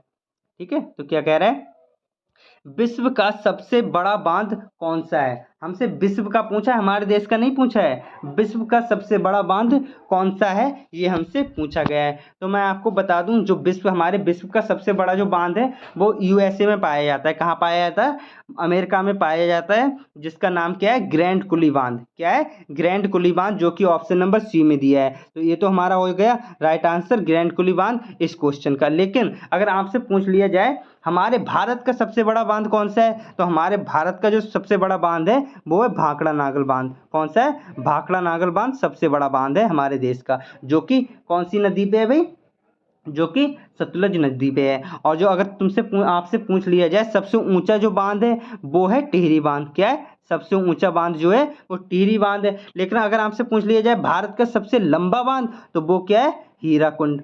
क्या है, हीराकुंड बांध है। जो सबसे लंबा बांध जो है वो है हीराकुंड बांध। तो आगे बढ़ते हैं नेक्स्ट क्वेश्चन। आशा करता हूँ आपको समझ में आता होगा। अगर समझ में आ रहा है तो आप वीडियो को लाइक करें और अपने दोस्तों को ज़्यादा से ज़्यादा शेयर करें, जिससे कि वो भी पढ़ पाएँ और जो इम्पोर्टेंट क्वेश्चन हैं वो भी देख पाएँ, जिससे कि उनके भी एग्जाम में जो है अगर ये क्वेश्चन आते हैं तो वो भी आराम से कर पाएँ। तो अगला क्वेश्चन देखते हैं, क्वेश्चन नंबर 46। सिखों के 9वें गुरु तेग बहादुर की हत्या किसने करवा दी थी? जो सिखों के 9वें गुरु थे तेग बहादुर जी, इनकी हत्या किसने करवाई थी, ये हमसे पूछा है। तो मैं बता दूं, जो 9वें गुरु थे तेग बहादुर जी, तो इनकी जो हत्या करवाई थी वो करवाई थी औरंगजेब ने। किसने कराई थी? औरंगजेब ने इनकी हत्या करवा दी थी। और जो हमारे सिखों के पहले गुरु जी थे वो क्या थे? नानक देव। क्या थे? नानक देव। और जो 9वें गुरु थे तेग बहादुर जी, उनकी हत्या औरंगजेब ने करवा दी थी। लेकिन एक और गुरु थे पांचवें गुरु जो थे सिखों के, अर्जुन देव। कौन थे? अर्जुन देव। इनकी भी हत्या करा दी गई थी। ये किसने कराई थी? ये जो कराई थी वो जहांगीर ने कराई थी। जो अर्जुन देव की जो हत्या कराई गई थी वो जहांगीर के द्वारा कराई गई थी। और जो तेग बहादुर जी की जो कि 9वें गुरु थे, इनकी हत्या औरंगजेब के द्वारा कराई गई थी। तो आगे बढ़ते हैं नेक्स्ट क्वेश्चन, क्वेश्चन नंबर 47। सो दोस्तों, जैसा कि आपको पता है आपके प्रीवियस ईयर के हर शिफ्ट में गांधी जी से एक क्वेश्चन तो पूछा ही गया था, है ना। गांधी जी से एक ना एक क्वेश्चन तो पूछा ही गया था। तो गांधी जी से रिलेटेड जो क्वेश्चन हैं आप उनको बहुत अच्छे से देखिएगा, ठीक है। तो ये आपकी परीक्षा की दृष्टि से बहुत ही ज़्यादा इंपॉर्टेंट होने वाले हैं। तो पहला क्वेश्चन है, ये जो क्वेश्चन नंबर 47 है वो कह रहा है सविनय अवज्ञा आंदोलन किस समझौते के बाद बंद हुआ था? जैसा कि आपको मैंने प्रीवियस 1-2 दिन पहले जो वीडियो कराई थी उसमें भी बताया था। जो सविनय अवज्ञा आंदोलन था वो कब बंद किया गया था? जो एक्चुअली क्या है ना, जो गांधी इरविन समझौता जो हुआ था, जो गांधी इरविन समझौता जो हुआ था 1931 में, तो उसमें क्या हुआ था, जो इरविन थे, जो लॉर्ड इरविन थे, उन्होंने गांधी जी को मना लिया था। एक तो सेकंड एक्चुअली ये जो हुआ था, ये सेकंड गोलमेज जो सम्मेलन था उससे ठीक पहले हुआ था। तो सेकंड गोलमेज सम्मेलन जो था वो 1932 में होने का था। तो इन्होंने गांधी इरविन समझौता जो हुआ था उसमें सविनय अवज्ञा आंदोलन को समाप्त कर लिया था, मतलब समाप्त करने के लिए गांधी जी को मना लिया था। और साथ ही जो सेकंड गोलमेज सम्मेलन था उसमें शामिल होने के लिए भी मना लिया था गांधी जी को। तो जो सविनय अवज्ञा आंदोलन जो बंद हुआ था वो गांधी इरविन समझौते से हुआ था। तो इस क्वेश्चन का जो आंसर है वो तो हो जाएगा ऑप्शन नंबर बी। साथ ही आपसे अगर पूछा जाए, जो पूना पैक्ट है, पूना समझौता है, जिसे दिल्ली पैक्ट भी कहते हैं, दिल्ली समझौता भी कहते हैं, ये जो हुआ था ये 1931 में हुआ था। कब हुआ था? 1932 में हुआ था, सॉरी, ये 1932 में हुआ था। ये भीमराव और डॉक्टर भीमराव अंबेडकर, जो कि संविधान सभा के प्रारूप समिति के अध्यक्ष थे, है ना। जो मसौदा समिति के जो अध्यक्ष थे डॉक्टर भीमराव अंबेडकर, उनके और गांधी जी के बीच हुआ था कौन सा? पूना समझौता, जो कि 1932 में हुआ था। और जो प्रथम गोलमेज सम्मेलन था वो 1931 में हो गया था। और जो शिमला सम्मेलन था, जो शिमला सम्मेलन जो ये 2 बार हुआ था, एक तो 1945 में हुआ था, एक तो 1945 में हुआ था, और जो दूसरा हुआ था वो 1971 में हुआ था। तो इसका जो राइट आंसर हो गया वो तो ऑप्शन नंबर बी हो गया। तो आगे बढ़ते हैं नेक्स्ट क्वेश्चन। नेक्स्ट क्वेश्चन क्या कह रहा है? महात्मा गांधी द्वारा भारत छोड़ो आंदोलन कब किया गया था? भारत छोड़ो आंदोलन, क्विट इंडिया मूवमेंट जो है वो कब किया गया था, ये हमसे पूछा है। तो जैसा कि आपको पता है प्रीवियस ईयर में डिक्टो क्वेश्चन ये आया हुआ है, महात्मा गांधी द्वारा जो भारत छोड़ो आंदोलन है ये कब किया गया था? ये जो किया गया था 1942 में किया गया था। कब? 1942 में। और जैसा कि आपको पता है 1930 में दांडी मार्च गांधी जी ने क्या की थी? दांडी मार्च की थी। 1931 में क्या किया था? प्रथम गोलमेज सम्मेलन भी हुआ था और गांधी इरविन समझौता भी हुआ था। 1932 में द्वितीय गोलमेज सम्मेलन भी हुआ था और पूना पैक्ट भी हुआ था। क्या हुआ था? पूना पैक्ट भी हुआ था 1932 में। तो आगे आशा करता हूँ आपको सारे क्वेश्चन गांधी जी से ये समझ लीजिए, ये क्वेश्चन तो 2 थे लेकिन मैंने 8 क्वेश्चन करा दिए। मतलब इन 2 क्वेश्चंस में चारों ऑप्शन को अलग अलग बता के लगभग मैंने 8-10 क्वेश्चन बता दिए 2 क्वेश्चंस में। तो इस टाइप से नंबर आप क्वेश्चंस हो सकता है जितने भी हैं, तो आप ये मत सोचिए कि इतने ही क्वेश्चंस मैं करा रहा हूँ। जितने नंबर आप क्वेश्चंस हैं उससे 2 गुने से ज़्यादा, मतलब अगर 10 क्वेश्चन है तो 20 क्वेश्चंस के बराबर मैं सोल्यूशन करा रहा हूँ आपको, मतलब जिस टाइप से मैं आपको एक्सप्लेन कर रहा हूँ। तो आगे बढ़ते हैं next question, question number 49। Question number 49 क्या कह रहा है? ये भी बहुत ज़्यादा इंपॉर्टेंट होने वाला है। दक्षिण अफ्रीका से लौटने पर गांधी जी ने प्रथम सत्याग्रह कहाँ चलाया था? तो जैसा कि आपको पता है गांधी जी दक्षिण अफ्रीका से कब लौट के आए थे? 1915 में लौट के आए थे। फिर उसके बाद जो गांधी जी ने प्रथम सत्याग्रह जो किया था वो कहाँ पे किया था? वो जो किया था वो चंपारण में किया था। कहाँ किया था भाई?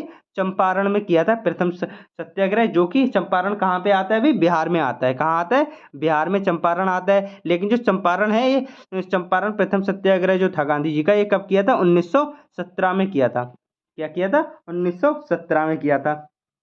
फिर उसके बाद जो चौरी चौरा है, जो चौरी चौरा है 5 फरवरी 1922 को हुआ था। ये चौरी चौरा जो है ये 5 फरवरी 1922 में। और दांडी यात्रा आपको पता है 12 मार्च 1930 से 6 अप्रैल 1930 तक चली थी। और बारदोली का इनसे कोई संबंध नहीं है, तो सरदार वल्लभ भाई पटेल से संबंध है। तो आगे बढ़ते हैं नेक्स्ट क्वेश्चन। नेक्स्ट क्वेश्चन क्या कह रहा है? Question number 50। क्वेश्चन नंबर 50 क्या है? निम्नलिखित में से कौन 1829 ईस्वी में सती प्रथा को इसकी अगुवाई में समाप्त कर दिया गया था? जो सती प्रथा थी उसको किसकी अगुवाई में समाप्त किया गया था? तो मैं आपको बता दूं, जो सती प्रथा है उसको समाप्त करने का श्रेय हमारे भारत के राजा राममोहन राय को भी जाता है। लेकिन जो उस समय जो गवर्नर थे, जो गवर्नर जनरल थे, लॉर्ड विलियम बेंटिक थे। कौन थे? Lord William Bentinck. तो इनकी अगुवाई में ये जो सती प्रथा थी इसको समाप्त कर दिया गया था 1829 में। किसके द्वारा? राजा राममोहन राय के द्वारा, लॉर्ड विलियम बेंटिक की सहायता से। तो आगे बढ़ते हैं। आशा करता हूं, और पता है सेम टू सेम क्वेश्चन आपके प्रीवियस ईयर में भी आया हुआ था। प्रीवियस ईयर में आया हुआ है। तो ऐसे वैसे क्वेश्चंस मैं नहीं करा रहा हूँ। जो क्वेश्चंस करा रहा हूँ वो आपकी परीक्षा की दृष्टि से मोस्ट इंपॉर्टेंट होने वाले हैं। ठीक है, तो आगे बढ़ते हैं next question. Question number 51। Question number 51 क्या कह रहा है? किस चोल राजा ने श्रीलंका पर कब्जा किया था? तो हमसे पूछा है किस चोल राजा ने जो है श्रीलंका पर कब्जा किया था। तो इसका क्या आंसर होगा? आदित्य प्रथम होगा, राजराज प्रथम होगा, राजेंद्र प्रथम होगा, या विजयालय प्रथम होगा? बताइएगा आप। अगर आपको नहीं पता है तो मैं बता रहा हूँ, इसका जो राइट आंसर होगा राजेंद्र प्रथम। राजेंद्र प्रथम जो था उसने श्रीलंका पर कब्जा किया था। तो C will be the right answer. आगे बढ़ते हैं next question. Question number 52। Question number 52 क्या कह रहा है? भारत में वित्त आयोग का प्रधान कार्य क्या होता है? केंद्र और राज्यों के बीच राजस्व वितरण करना होता है, या वार्षिक बजट तैयार करना होता है, वित्तीय मामलों में राष्ट्रपति को सलाह देना होता है, या संघ के मंत्रालय और राज्यों को निधि का विनिधान करना होता है? इसका क्या आंसर होगा वो आपको बताना है। तो इससे पहले कि आप आंसर दें मैं आपको बता दूं, ये जो वित्त आयोग है हमारे आर्टिकल कौन से में आता है? 280 आर्टिकल में आता है। आर्टिकल नंबर 280 में आता है। और इसका जो काम होता है वो क्या होता है? केंद्र और राज्यों के बीच जो राजस्व का वितरण होता है, राजस्व को बांटने का काम होता है। जो वित्त आयोग का काम होता है वो केंद्र और राज्य के बीच जो राजस्व होता है उसको वितरण करने का काम होता है, बांटने का काम होता है। तो हमारा जो राइट आंसर होगा option number A will be the right answer. आगे बढ़ते हैं next question. Question number 53। Question number 53 क्या कह रहा है देख लेते हैं। तंजावर के वृद्ध मंदिर होगा ये, सॉरी ये वृत्त नहीं होगा, ये वृद्ध मंदिर होगा। क्या होगा? वृद्ध मंदिर का निर्माण किसने कराया? जो तंजावर का वृद्ध मंदिर है इसका निर्माण किसने कराया? ये हमसे पूछा है। किसने? कुलोत्तुंग चोल ने कराया है, राज राजा चोल ने कराया है, राजेंद्र चोल ने चल कराया है, सुंदर चोल ने कराया। तो मैं बता दूं आपको, तंजावर का जो वृद्ध मंदिर है इसका निर्माण जो कराने वाले थे वो राज राजा चोल थे। कौन थे? राज राजा चोल थे, जो कि ऑप्शन नंबर बी में दिया है। तो B will be the right answer. आगे बढ़ते हैं next question. Question number 54। Question number 54 क्या कह रहा है देख लेते हैं। तमिल लेने पर भारत पर किस वर्ष आक्रमण? ये भाई क्वेश्चन थोड़ा गलत लग रहा है भाई, ये क्वेश्चन थोड़ा गलत लग रहा है। तमिल लेने भारत पर किस वर्ष आक्रमण किया था, ये हमसे पूछा गया है। ये क्या होगा? ये तैमूर तो नहीं है। तो ठीक है, देखते हैं, ये क्वेश्चन ही गलत है कहीं ना कहीं। तो आगे नेक्स्ट क्वेश्चन देख लेते हैं। क्या है नेक्स्ट क्वेश्चन? निम्नलिखित में से कौन सा भारत का पहला अंग्रेजी भाषा का समाचार पत्र है?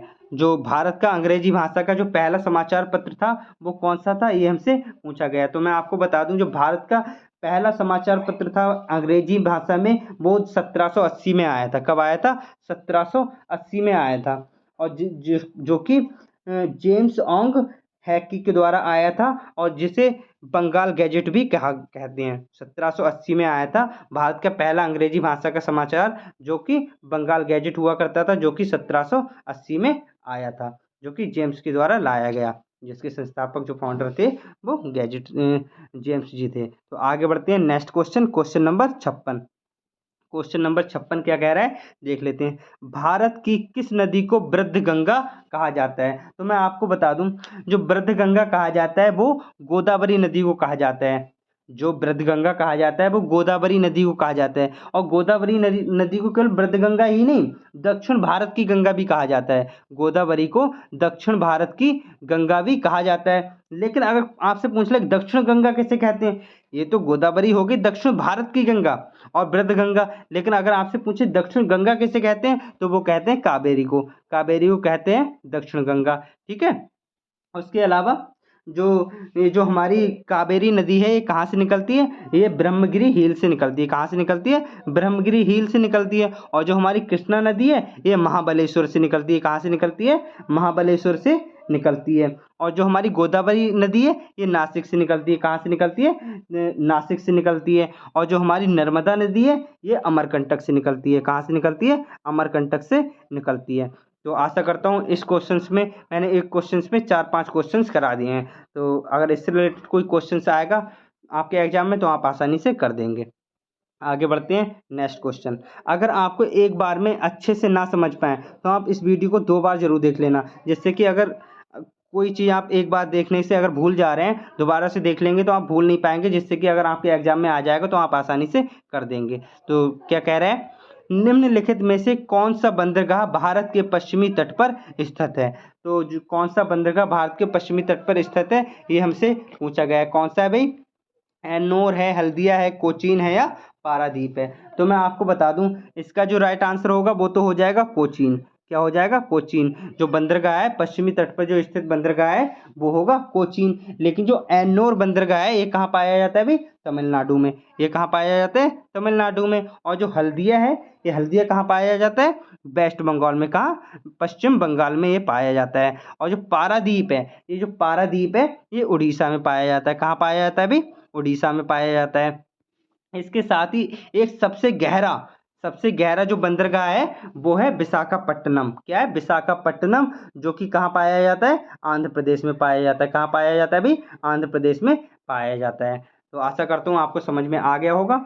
एन्नोर तमिलनाडु, हल्दिया वेस्ट बंगाल, कोचीन पश्चिमी तट पर पाया जाता है और पारादीप उड़ीसा में, विशाखापट्टनम आंध्र प्रदेश में। आगे बढ़ते हैं next question, question number 58। Question number 58 क्या कह रहा है, देख लेते हैं। एक प्राइमरी मेमोरी किस पर स्थित होती है? प्राइमरी मेमोरी जो होती है वो किस पर स्थित होती है? कंप्यूटर का एक क्वेश्चन आ गया है, कोई नहीं, देख लेते हैं। प्राइमरी मेमोरी जो होती है वो मदरबोर्ड, जो हमारा मदरबोर्ड होता है कंप्यूटर के अंदर, उसमें स्थित होती है। प्राइमरी मेमोरी जो होती है वो मदरबोर्ड में स्थित होती है। तो B will be the right answer, motherboard will be the right answer. आगे बढ़ते हैं next question, question number 59। Question number 59 क्या कह रहा है, देख लेते हैं। नाथुला दर्रा कहाँ, नाथुला ला दर्रा कहाँ पाया जाता है, कहाँ स्थित है, ये हमसे पूछा गया है। तो मैं बता दूं, इसका जो राइट आंसर हो जाएगा वो तो हो जाएगा सिक्किम। नाथुला दर्रा तो सिक्किम में पाया जाता है, तो इसका तो राइट आंसर हो गया सिक्किम। इसके साथ ही नाथुला दर्रा के साथ में सिक्किम में एक और दर्रा पाया जाता है जो कि इंपॉर्टेंट होगा, जेलेपला दर्रा। क्या? जेलेपला दर्रा भी पाया जाता है सिक्किम में। और जम्मू कश्मीर में जो पाया जाता है वो जोजिला दर्रा पाया जाता है और बनिहाल दर्रा पाया जाता है जम्मू कश्मीर में। और जो हमारा अरुणाचल प्रदेश है इसमें बोमडिला दर्रा पाया जाता है। और जो हमारा हिमाचल प्रदेश है यहाँ पे क्या क्या पाया जाता है, रोहतांग दर्रा पाया जाता है, शिवकला दर्रा पाया जाता है, बाड़ा लाचा दर्रा पाया जाता है, ये हिमाचल प्रदेश में पाए जाते हैं। और जो उत्तराखंड है, उत्तराखंड में कौन कौन से दर्रे पाए जाते हैं, नीति है, माना है और लिपुलेख है। ये नीति पास, माना पास, लिपुलेख पास, ये सब पाए जाते हैं उत्तराखंड में। तो सिक्किम में जेलेपला और नाथुला दर्रा, जम्मू कश्मीर में जोजिला और बनिहाल, अरुणाचल प्रदेश में बोमडिला, हिमाचल प्रदेश में रोहतांग, शिवकला और बाड़ालाचा, और उत्तराखंड में नीति, माना और लिपुलेख। तो आशा करता हूँ आपको समझ में आ गया होगा। इससे रिलेटेड अगर कोई क्वेश्चन आता है तो आप कर पाएंगे। तो आगे बढ़ते हैं next question, question number 60। Question number 60 क्या कह रहा है, देख लेते हैं। भांगड़ा नृत्य निम्नलिखित में से किस राज्य से संबंधित है? जो भांगड़ा नृत्य है ये किस राज्य से संबंधित है? जैसे कि आपको पता है भांगड़ा कौन करता है अभी ज्यादा, भांगड़े पे डांस कौन करता है? पंजाब के लोग, सरदार लोग। तो ये पंजाब से रिलेटेड है भांगड़ा नृत्य। तो A will be the right answer हो जाएगा। आगे बढ़ते हैं नेक्स्ट क्वेश्चन। इससे पहले कि आगे बढ़े हम बता दें आपको, जो पंजाब है, पंजाब में भांगड़ा नृत्य तो पाया जाता है, एक गिद्धा है, और बैसाखी गिद्धा नृत्य भी पाया जाता है, और साथ में बैसाखी त्योहार भी मनाया जाता है। बैसाखी त्योहार कहाँ मनाया जाता है? पंजाब में ही मनाया जाता है। वैसे तो और प्रदेश में भी मनाया जाता है, और ये जो मनाया जाता है वो कब मनाया जाता है? अप्रैल में मनाया जाता है। साथ ही जो गुजरात है, गुजरात का जो डांस है डांडिया, फेमस डांस है, आ सकता है आपके पर में। डांडिया हो गया, ये शायद आया हुआ भी है। डांडिया, गुजरात में डांडिया पाया जाता है, और भवई है, और गरबा है। गुजरात का गरबा, शायद गरबा वाला आपका क्वेश्चन आपके एग्जाम में प्रीवियस ईयर में आया हुआ है, जो कि 2022 में हुए थे जो एग्जाम, जो कि कैंसिल हो गए थे, उसमें आया हुआ है। क्या है? उसमें आया हुआ है। तो पंजाब का भांगड़ा हो गया, और गिद्धा हो गया, और बैसाखी त्योहार हो गया गुजरात में, डांडिया और गरबा। और केरल में क्या है? केरल में मोहिनीअट्टम, कथकली जो कि शास्त्रीय नृत्य है। असम का बिहू, फसल कटने में जो होता है बिहू, और सत्रिया शास्त्रीय नृत्य। ठीक है, तो ये हो जाते हैं। तो आगे बढ़ते हैं नेक्स्ट क्वेश्चन। आगे बढ़ते हैं क्वेश्चन नंबर 61। क्वेश्चन नंबर 61 क्या कह रहा है अभी, देख लेते हैं। समुद्र तल से ऊपर की ओर वायुमंडल में परतों का सही क्रम क्या है? तो इसमें जो सही क्रम है वो हमें बताना है। तो क्या होगा? समताप मंडल हो, समताप मंडल पहले आता है या क्षोभ मंडल आता है? तो भाई क्षोभ मंडल सबसे पहले आता है, तो ये तो हमारा गलत हो गया। वायुमंडल तो सबसे ऊपर होता है, तो ये भी हमारा गलत हो गया। क्षोभ मंडल इसमें भी है, इसमें भी है, लेकिन हमें पता है क्षोभ मंडल के बाद हमारा क्या आता है? समताप मंडल, जो कि ऑप्शन नंबर डी में वायुमंडल दिया है। तो हमारा जो राइट आंसर हो जाएगा क्षोभ मंडल, समताप मंडल, आयन मंडल और वायुमंडल। तो हमारा जो राइट आंसर होगा option number C will be the right answer. आगे बढ़ते हैं नेक्स्ट क्वेश्चन। क्वेश्चन नंबर हमारा कौन सा हो जाएगा? 62। क्वेश्चन नंबर हमारा 62 हो जाएगा, देख लेते हैं। भारत की सबसे छोटी आर्द्र भूमि कौन सी है? भारत की जो सबसे छोटी आर्द्र भूमि जो है वो कौन सी है, ये हमसे पूछा गया है। तो मैं आपको बता दूं, जो आर्द्र भूमि दिवस बनाया जाता है, ये कब मनाया जाता है भाई? आपको कमेंट में बताना है। फिलहाल तो मैं आपको बता दूं, जो प्रेजेंट टाइम में आर्द्र भूमि जो है वो कितनी है? 75 है। कितनी है भाई?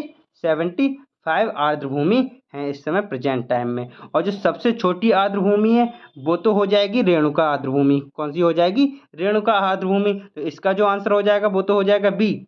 सबसे छोटी आर्द्र भूमि जो है रेणुका आर्द्र भूमि है, और सबसे इसका आंसर हो गया बी।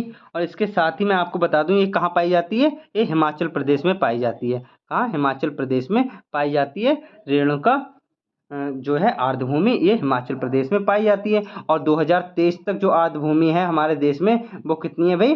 वो है 75। कितनी? 75। ठीक है। और जो सबसे पहली जो आर्द्र भूमि है हमारे देश की वो है चिल्का। क्या है?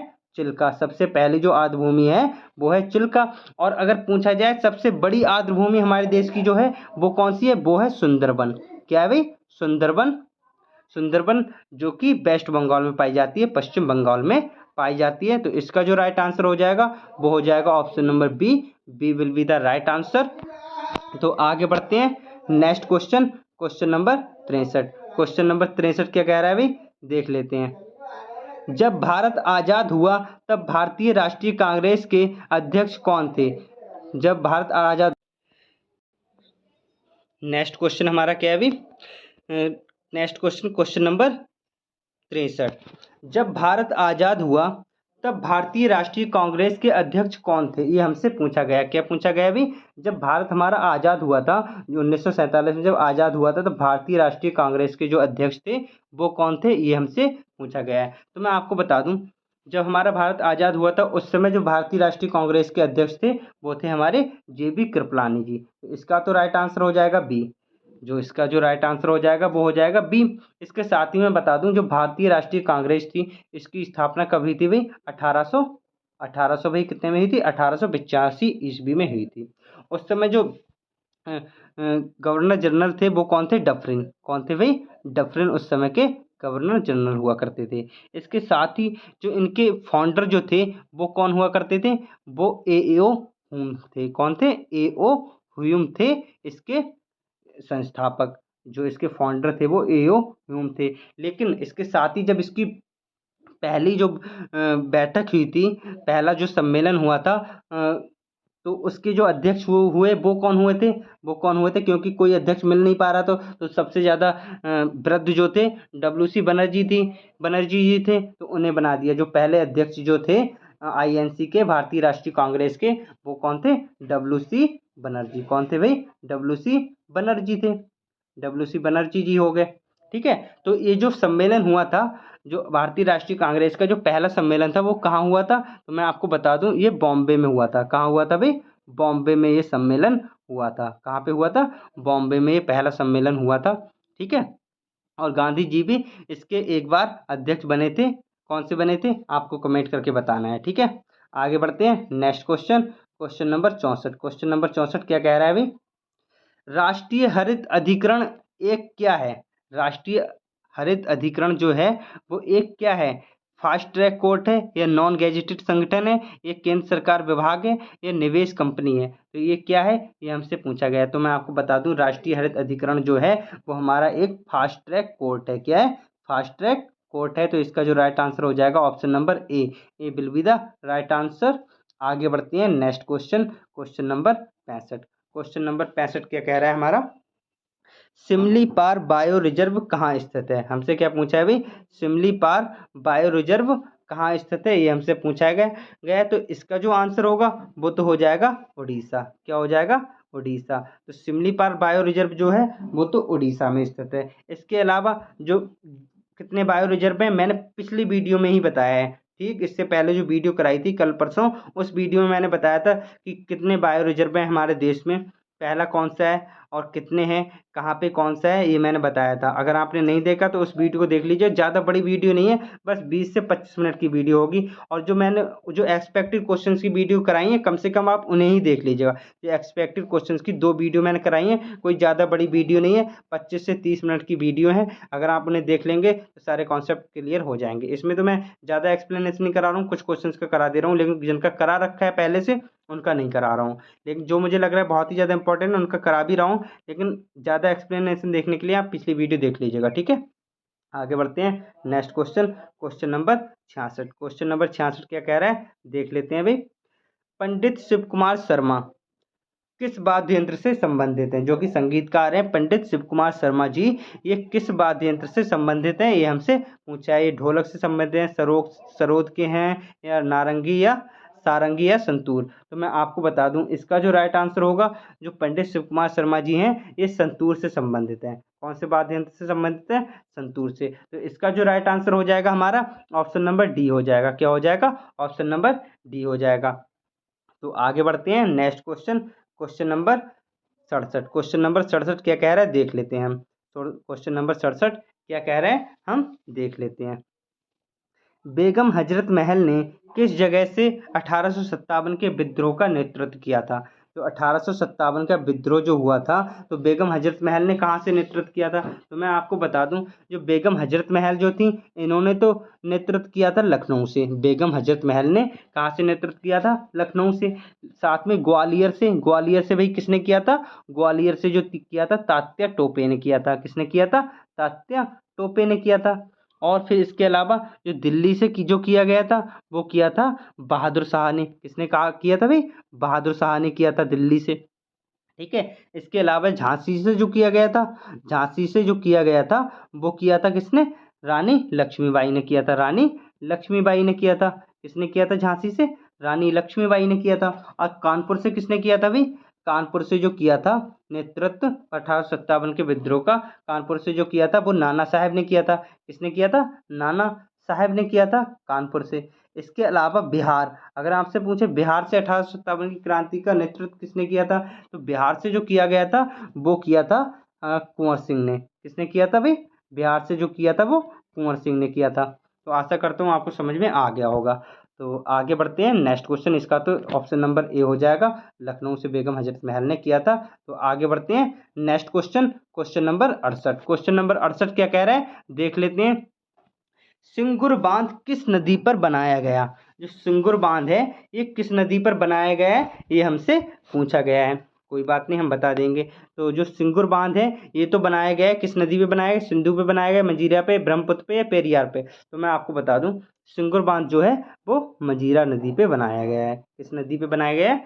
मंजीरा नदी पे। इसका जो राइट आंसर है वो तो हो गया सिंगुर मंजीरा नदी। सिंगुर बांध जो बनाया गया है मंजीरा नदी पे बनाया गया है। इसके अलावा एक जो सरदार सरोवर बांध है, जो सरदार सरोवर बांध है ये कहाँ पे, किस नदी पे बना है भाई? ये बना है नर्मदा नदी पे। किस नदी पे बना है? नर्मदा नदी पे बना है। और जो हीराकुंड बांध है, जो मैंने आपको बताया हीराकुंड बांध है, ये किस पे बना है भाई? महानदी पे बना है। हीराकुंड बांध किस पे बना है? महानदी पे बना है। और जो भांगड़ा नागल बांध है, जो भांगड़ा नागल बांध है ये सतलुज नदी पर बना है, जो कि हमारे देश का सबसे बड़ा बांध है। और जो टिहरी बांध है, जो टिहरी है ये किस पे बना है? भागीरथी नदी पे बना है। टिहरी बांध किस पे बना है? भागीरथी नदी पर बना है। जैसा कि मैंने आपको बताया टिहरी हमारे देश का सबसे ऊंचा बांध है, और जो भाखड़ा नागर है हमारे देश का सबसे बड़ा है, और हीराकुंड जो है वो हमारे देश का सबसे लंबा बांध है जो कि महानदी पे बना हुआ है। तो आगे बढ़ते हैं नेक्स्ट क्वेश्चन, क्वेश्चन नंबर 69।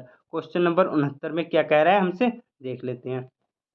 मानव अधिकार दिवस कब मनाया जाता है? मानव अधिकार दिवस हम कब मनाया जाता है ये हमसे पूछा गया। तो मैं आपको बता दूं, मानव अधिकार दिवस जो है वो 10 दिसंबर को मनाया जाता है। कब मनाया जाता है? 10 दिसंबर को मनाया जाता है। इसके अलावा और भी बहुत सारे डेज हैं जो कि आपको पता होने बहुत ज़रूरी हैं। जैसे कि 23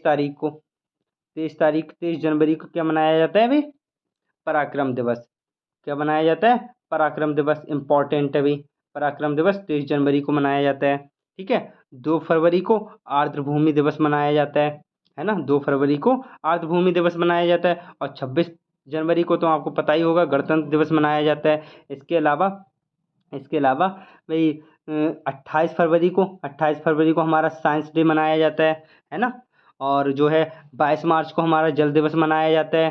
ठीक है। और फिर 22 अप्रैल को हमारा पृथ्वी दिवस मनाया जाता है। फिर 22 मई को हमारा जैव विविधता दिवस मनाया जाता है ना? और 5 जून को हमारा पर्यावरण दिवस मनाया जाता है। ठीक है। तो इस टाइप से ये दिवस भी देखना आपको जरूरी था। तो आगे बढ़ते हैं next question, question number 70। Question number 70 क्या कह रहा है देख लेते हैं। क्वेश्चन नंबर 70 देख लेते हैं क्या कह रहा है। क्वेश्चन नंबर 70, भारत के सर्वोच्च न्यायालय के कार्यवाहक न्यायाधीश की नियुक्ति कौन करता है? ये हमसे पूछा है। जो भारत में सर्वोच्च न्यायालय के कार्यवाहक मुख्य न्यायाधीश जो होते हैं उनकी नियुक्ति कौन करता है? ये हमसे पूछा गया है। तो इसका जो राइट आंसर होगा, जो इसकी नियुक्ति करता है वो हमारे राष्ट्रपति जी करते हैं। कौन करते हैं भाई? राष्ट्रपति जी करते हैं। और हमारे प्रेजेंट टाइम में राष्ट्रपति कौन है? कौन है भाई? द्रौपदी मुर्मू जी हमारी प्रेजेंट टाइम में राष्ट्रपति हैं। लेकिन अगर आपसे पूछ लिया जाए जो मुख्य न्यायाधीश हैं सर्वोच्च न्यायालय के, जो पहले मुख्य न्यायाधीश जो हुआ करते थे वो कौन थे? वो थे एच.जे. कानिया। फर्स्ट कौन थे भाई? एच.जे. कानिया जी थे पहले। एच.जे. कानिया जी थे पहले मुख्य न्यायाधीश। और जो प्रेजेंट टाइम में जो हमारे मुख्य न्यायाधीश हैं वो हमारे कौन है भाई? कौन है? डी.वाई. चंद्रचूड़। कौन है भाई? डी.वाई. चंद्रचूड़ जो है हमारा प्रेजेंट टाइम में मुख्य न्यायाधीश है सर्वोच्च न्यायालय के। ठीक है। तो आशा करता हूँ आपको समझ में आ गया। तो आगे बढ़ते हैं नेक्स्ट क्वेश्चन। नेक्स्ट क्वेश्चन हमारा क्या कह रहा है अभी? नेक्स्ट क्वेश्चन, क्वेश्चन नंबर 72 देख लेते हैं क्या कह रहा है। विजयनगर के किस शासक ने चीन के सम्राट के पास अपना दूत भेजा? ये क्या कह रहा है? विजयनगर के किस शासक ने चीन के सम्राट के पास अपना राजदूत भेजा था? तो ये हमसे पूछा है। तो इसका जो राइट आंसर होगा वो होगा, क्या होगा भाई? बुक्का प्रथम। क्या होगा? बुक्का प्रथम। विजयनगर के किस शासक ने चीन के सम्राट के पास अपना राजदूत भेजा था? वो बुक्का प्रथम ने भेजा था। तो मैं आपको बता दूं, जो विजयनगर था, इससे पहले मैं बता दूं जो बुक्का प्रथम था ये संगम वंश से संबंधित था। किससे? संगम वंश से संबंधित था हमारा बुक्का। संगम वंश से संबंधित था। इसके साथ ही जो विजयनगर है काफ़ी क्वेश्चंस इसके आते हैं। विजयनगर जो है इसकी स्थापना जो हुई थी 1336 में हुई थी। कब हुई थी? 1336 में हुई थी। और जो इसकी स्थापना की थी ये किसने की थी? हरिहर बुक्का ने की थी। किसने? हरिहर और बुक्का ने ही इसकी स्थापना की थी विजयनगर साम्राज्य की, ठीक है। और फिर क्या हुआ था, तो इसका तो राइट आंसर जो हो गया बुक का प्रथम हो गया। तो आगे बढ़ते हैं next question, question number 73। Question number 73 हमारा क्या कह रहा है, देख लेते हैं। जब राजा ओडियार ने मैसूर राज्य की स्थापना की तो विजयनगर साम्राज्य का शासक कौन था, ये हमसे पूछा गया है। जब राजा ओडियार जो थे उन्होंने मैसूर राज्य की स्थापना जो की थी, तो अगर आपसे पूछ ले मैसूर राज्य की स्थापना किसने की थी, तो राजा ओडियार। किसने की थी भाई, राजा ओडियार ने मैसूर राज्य की स्थापना की थी। तो उस समय विजयनगर साम्राज्य का शासक कौन था, ये हमसे पूछा गया है। तो मैं आपको बता दूं, उस समय जब राजा ओडियार ने मैसूर की स्थापना की, उस समय जो विजयनगर के साम्राज्य के जो शासक थे वो थे वेंकट टू। कौन थे भाई, वेंकट टू हमारे शासक थे। तो C will be the right answer हो जाएगा। तो आगे बढ़ते हैं भाई नेक्स्ट क्वेश्चन।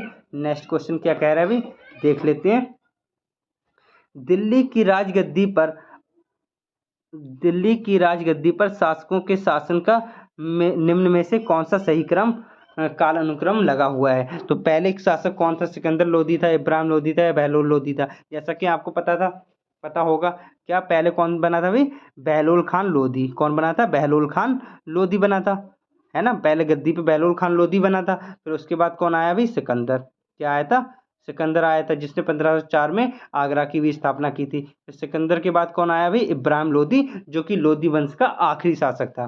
क्या था, लोदी वंश का आखिरी शासक कौन था, इब्राहिम लोदी था। इब्राहिम जो उसका आखिरी शासक था वो इब्राहिम लोदी था, लोदी वंश का। तो इसका जो सही क्रम होगा ऑप्शन नंबर सी में होगा, बहलोल खान लोदी, फिर सिकंदर शाह, फिर इब्राहिम लोदी।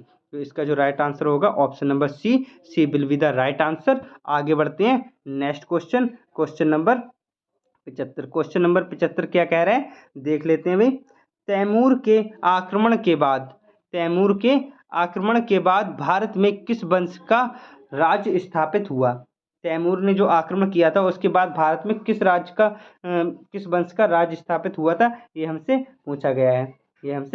तो मैं आपको बता दूं, तैमूर के आक्रमण के बाद क्या हुआ था, सैयद वंश। क्या हुआ था, सैयद वंश यहाँ पे बसा था। क्या हुआ था, सैयद वंश।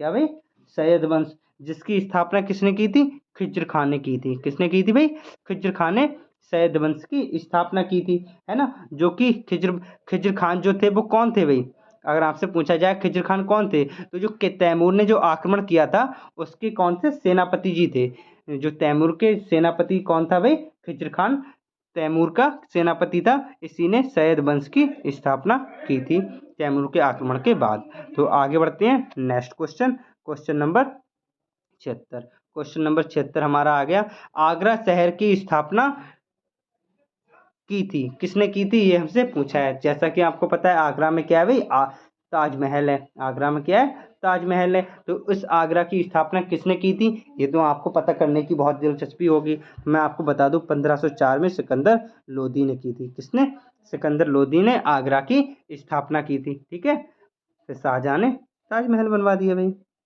आगे बढ़ते हैं नेक्स्ट क्वेश्चन, क्वेश्चन नंबर 77 क्या कह रहा है, देख लेते हैं भाई। क्या कह रहा है भाई, क्वेश्चन नंबर 77। एक इतिहासकार ऐसे थे जिन्होंने पानीपत की लड़ाई देखी थी, जो कि 1761 में हुई थी। एक इतिहासकार ऐसे थे जो पानीपत की तीसरी लड़ाई को स्वयं देखा, वह कौन थे। तो मैं आपको बता दूं, जिन्होंने पानीपत की तीसरी लड़ाई को अपनी आंखों से देखा वो थे हमारे काशीराज पंडित। इतिहासकार काशीराज पंडित जी थे, इन्होंने पानीपत की तीसरी लड़ाई जो थी इन्होंने अपनी आंखों से देखी थी। तो आगे बढ़ते हैं नेक्स्ट क्वेश्चन, क्वेश्चन नंबर 78 क्या कह रहा है भाई, देख लेते हैं। क्वेश्चन नंबर 78 क्या कह रहा है, देख लेते हैं। निम्नलिखित में से किस विकल्प का अर्थ प्राकृतिक या कृत्रिम रूप से जंगलों की पुनः स्थापना है।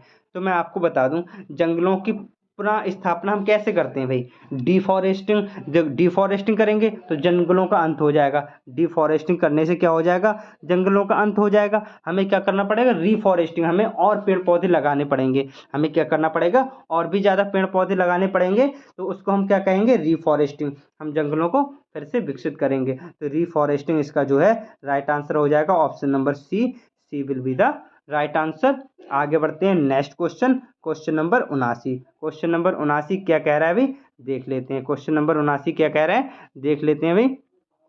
रेशम का उत्पादन यहाँ से आरंभ हुआ था। कहाँ से आरंभ हुआ था ये हमसे पूछा है। रेशम का उत्पादन कहाँ से आरंभ हुआ था ये हमसे पूछा गया है। तो मैं आपको बता दूं, रेशम का जो उत्पादन था वो चीन से आरंभ हुआ था। कहाँ से चीन आरंभ हुआ था? चीन से। जो सबसे अच्छी रेशम होती है वो क्या होती है भाई? ओक। क्या होती है? ओक। तो रेशम का उत्पादन जो हुआ वो चीन से स्टार्ट हुआ था। तो चीन will be the, C will be the right answer. आगे बढ़ते हैं नेक्स्ट क्वेश्चन। नेक्स्ट क्वेश्चन हमारा क्या कह रहा है? मसाई मारा नेशनल रिजर्व कहाँ है? मसाई मारा जो नेशनल रिजर्व है ये कहाँ पाया जाता है? हमारे विश्व के कौन से देश में मसाई मारा नेशनल रिजर्व पाया जाता है? ये हमसे पूछा गया है। तो मैं आपको बता दूं, जो मसाई मारा नेशनल रिजर्व है ये हमारा पाया जाता है कीनिया में। कहाँ पाया जाता है भाई? कीनिया में पाया जाता है। क्या कहाँ पाया जाता है? कीनिया में पाया जाता है। तो इसका जो राइट आंसर हो जाएगा ऑप्शन नंबर ए। ठीक है, option number A will be the right answer. तो अब क्वेश्चंस आने वाले हैं जनरल पॉलिसी के। किसके? जनरल पॉलिसी के। जनरल स्कीम और पॉलिसी आने वाले हैं, तो देख लेते हैं। राजस्थान सरकार ने अगस्त 2022 में केवल महिलाओं के लिए ऋण योजना महिला निधि शुरू की थी। राजस्थान में एक महिला निधि ऋण योजना शुरू की गई थी अगस्त 2022 में। अगस्त 2022 में केवल महिलाओं के लिए महिला निधि एक योजना शुरू की गई थी। कहाँ की गई थी भाई? राजस्थान में शुरू की गई थी। ठीक है, महिलाओं को ऋण देने के लिए। तो आगे बढ़ते हैं नेक्स्ट क्वेश्चन। Question number 82। ये लीनियर है, मैं आपको जल्दी जल्दी बता देता हूँ। गुजरात के मुख्यमंत्री ने अगस्त 2022 में राज्य भर में भारतीय किसान उर्वरक सहकारी लिमिटेड, जिसे इफको कहते हैं, नैनो यूरिया छिड़काव योजना शुरू की। किसने शुरू की थी? गुजरात के मुख्यमंत्री ने नैनो यूरिया छिड़काव योजना शुरू की थी। कब की थी? अगस्त 2022 में ही इन्होंने भी स्टार्ट की थी नैनो यूरिया छिड़काव योजना। तो आगे बढ़ते हैं नेक्स्ट क्वेश्चन। नेक्स्ट क्वेश्चन हमारा क्या कह रहा है अभी? तमिलनाडु राज्य सरकार ने 5 सितंबर 2022 को पुधुमा पेन, जिसे आधुनिक महिला के लिए थी, वो योजना शुरू की थी। किसने की थी? तमिलनाडु राज्य ने शुरू की थी 5 सितंबर 2022 को पुधुमा पेन योजना। जो मैं योजना करा रहा हूँ ये बहुत ही ज़्यादा इंपॉर्टेंट है। इनमें से कोई ना कोई योजना आ सकती है ना। वैसी योजनाएं तो बहुत है, लेकिन जैसे एक रैंप योजना है, है ना, और पीएम डिवाइन योजना है, ये सारी आपको देखनी है। ठीक है, तो देखते हैं। तेलंगाना राज्य ने क्या किया था? 7 अगस्त 2022 को क्या किया था?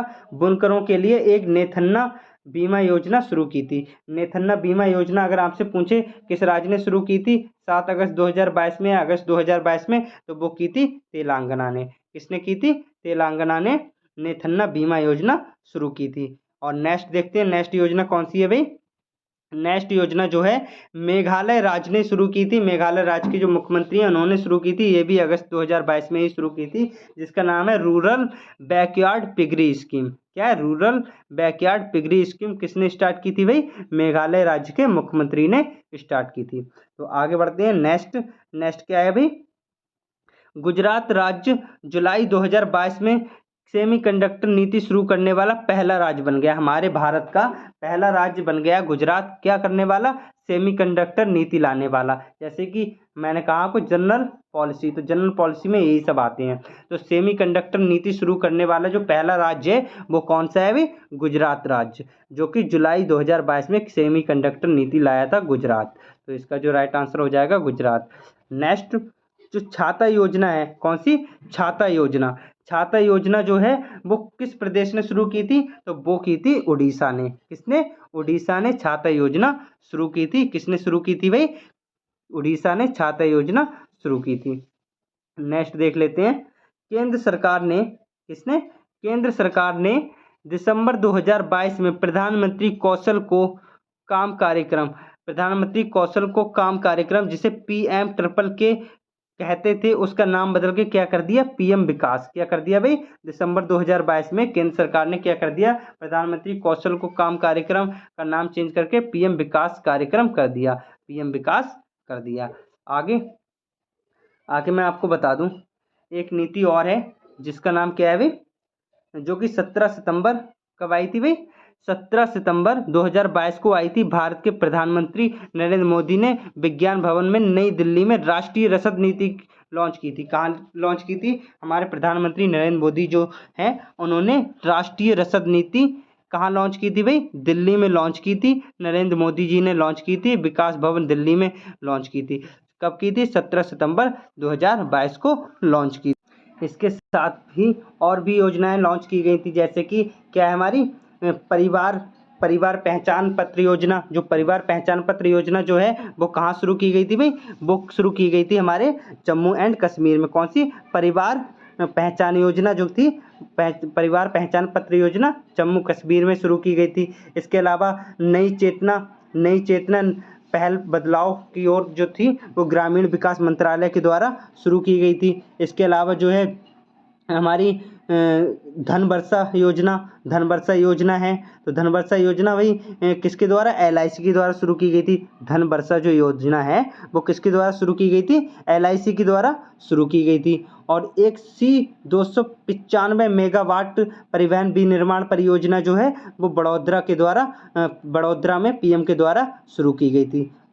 कौन सी? और फिर इसके अलावा मिशन लाइफ जो है ये भी योजना COP26 में शुरू की गई थी। ठीक है, आगे जो और भी योजना है, मुख्यमंत्री अमृतम आयुष्मान कार्ड योजना जो कि गुजरात से शुरू की गई थी, है ना। इसके अलावा एक देश एक उर्वरक योजना शुरू की गई थी। इसके अलावा PM डिवाइन योजना, जो PM डिवाइन योजना थी ये थोड़ी इंपॉर्टेंट हो जाती है, इसलिए मैं आपको बता दे रहा हूँ। इसमें मैंने PDF में मैं नहीं लिख पाया था। जो PM डिवाइन योजना है जो कौन सी है? PM डिवाइन योजना जो है ये किसके लिए थी? ये नॉर्थ ईस्ट का जो है ना, नॉर्थ ईस्ट इंडिया है, इसके डेवलपमेंट से संबंधित थी। क्या?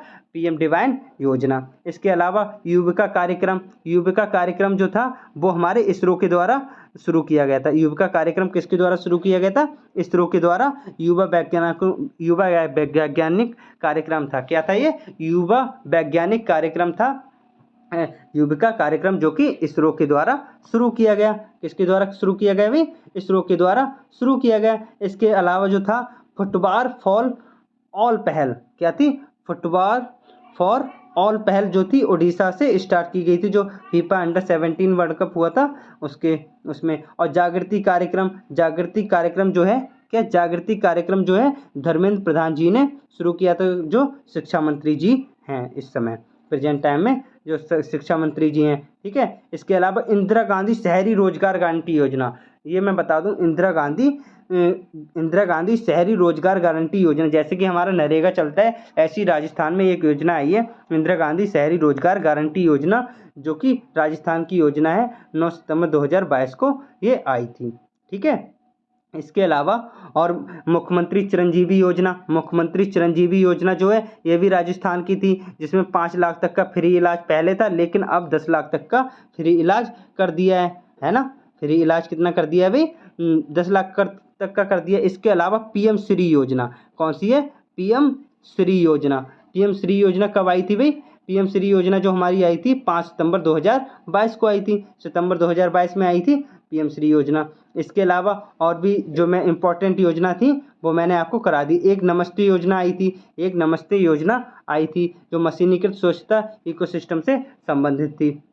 इसके अलावा एक विधायक एक पेंशन योजना भी आई थी। एक स्माइल योजना है, जो सामाजिक न्याय और अधिकारिता मंत्रालय के द्वारा शुरू की गई थी। कौन सी? स्माइल योजना, जो सामाजिक न्याय और अधिकारिता मंत्रालय जो है वो डॉक्टर बीरेंद्र के अंतर्गत आता है, तो उसके द्वारा स्माइल योजना शुरू की गई थी। और जो हमारी रैंप योजना है ये भी थोड़ी इंपॉर्टेंट हो जाती है। कौन सी? रैंप योजना। जो हमारी रैंप योजना है ये भी थोड़ी इंपॉर्टेंट हो जाती है। ये किसके अंतर्गत आती है? MSME के अंतर्गत आती है, हमारे छोटे मध्यम वर्ग के अंतर्गत आती है। MSME परफॉर्मेंस को बढ़ावा देने के लिए ये आती है। एक वित्त पोषण फंडिंग है ये। क्या? रैंप योजना एक वित्त पोषण फंडिंग है ना। और इसके अलावा हमारी जो है लाडली बहन योजना है वो भी कहाँ की है भाई? लाडली बहन योजना जो है वो मध्य प्रदेश की। लाडली बहन योजना कहाँ की है भाई? मध्य प्रदेश की है। ठीक है, इसके अलावा मिष्टी योजना बजट जो आया था 1 फरवरी 2023 को, उसमें आई थी। अमृत धरोहर योजना तो मैं आपको बता ही चुका हूँ, है ना। ठीक है। इसके अलावा महिला सम्मान बचत पत्र योजना, इस टाइप की बहुत सारी योजनाएं आई थी। तो आगे बढ़ते हैं। नेक्स्ट जो हमारे साइंटिफिक रिसर्च से संबंधित है, तो साइंटिफिक रिसर्च में जो हमारा आ जाता है, क्या क्या आ जाता है भाई, नोबेल प्राइज। नोबेल प्राइज जो हमारा इंपॉर्टेंट है, नोबेल प्राइज 2022 में जो मिले थे वो फिजिक्स में 3 लोगों को मिला था। नोबेल प्राइज 2022 में फिजिक्स में कितने लोगों को मिला था भाई, 3 लोगों को मिला था। Alain Aspect, John F Clauser and Anton Zeilinger. Anton Zeilinger ये फिजिक्स में मिला था किसको, AJ, हम ऐसे याद करते हैं AA, इस टाइप से हम याद कर सकते हैं। Alain Aspect, John F Clauser, Alain Clauser, Anton, ऐसे हम याद कर सकते हैं, एलन क्लॉजर, एंटोन। ठीक है, तो फिजिक्स के ये 3 लोगों को सम्मिलित रूप से मिला था। और केमिस्ट्री में जो मिला था वो मिला था कैरोलिन R बैडोचीज को और मॉर्टेन मेल्डल को, के बेरी शार्पलेस को, ये केमिस्ट्री में मिला था। और मेडिसिन में जो मिला था, किसे मिला था भाई, स्वांटे पाबो को मेडिसिन में नोबेल प्राइज मिला है। तो आशा करता हूँ आपको ये जो मैंने क्वेश्चंस कराए हैं वो इम्पोर्टेंट तो थे ही आपकी परीक्षा की दृष्टि से, आपने अच्छे से देखे होंगे। अगर आपने अच्छे से देखे हैं तो मुझे उम्मीद है आपकी परीक्षा में ज़रूर ये जो मैंने क्वेश्चंस कराए हैं, मैराथन कराई है, इससे कोई ना कोई क्वेश्चन आपकी आने वाले एग्जाम जो 7, 8 और 10 जुलाई को होने वाला है, 7, 8 और 10 जुलाई को होने वाला है, उसमें कोई ना कोई क्वेश्चन जरूर पढ़ाया आएगा। और इसके अलावा मैं आपको बता दूं, आज तो ये हो गई जीके की मैराथन, इसके अलावा मैं कल लेकर आ रहा हूँ 3 जुलाई को मैथ की मैराथन 3 जुलाई को, और 4 जुलाई को साइंस की, और 5 जुलाई को भाई सोशल साइंस की मैराथन लाने वाला हूँ, जो कि आपके एग्जाम के पॉइंट ऑफ व्यू से मोस्ट इंपॉर्टेंट होने वाली, जिसमें अति संभावित प्रश्न मैं कराने वाला हूँ। सो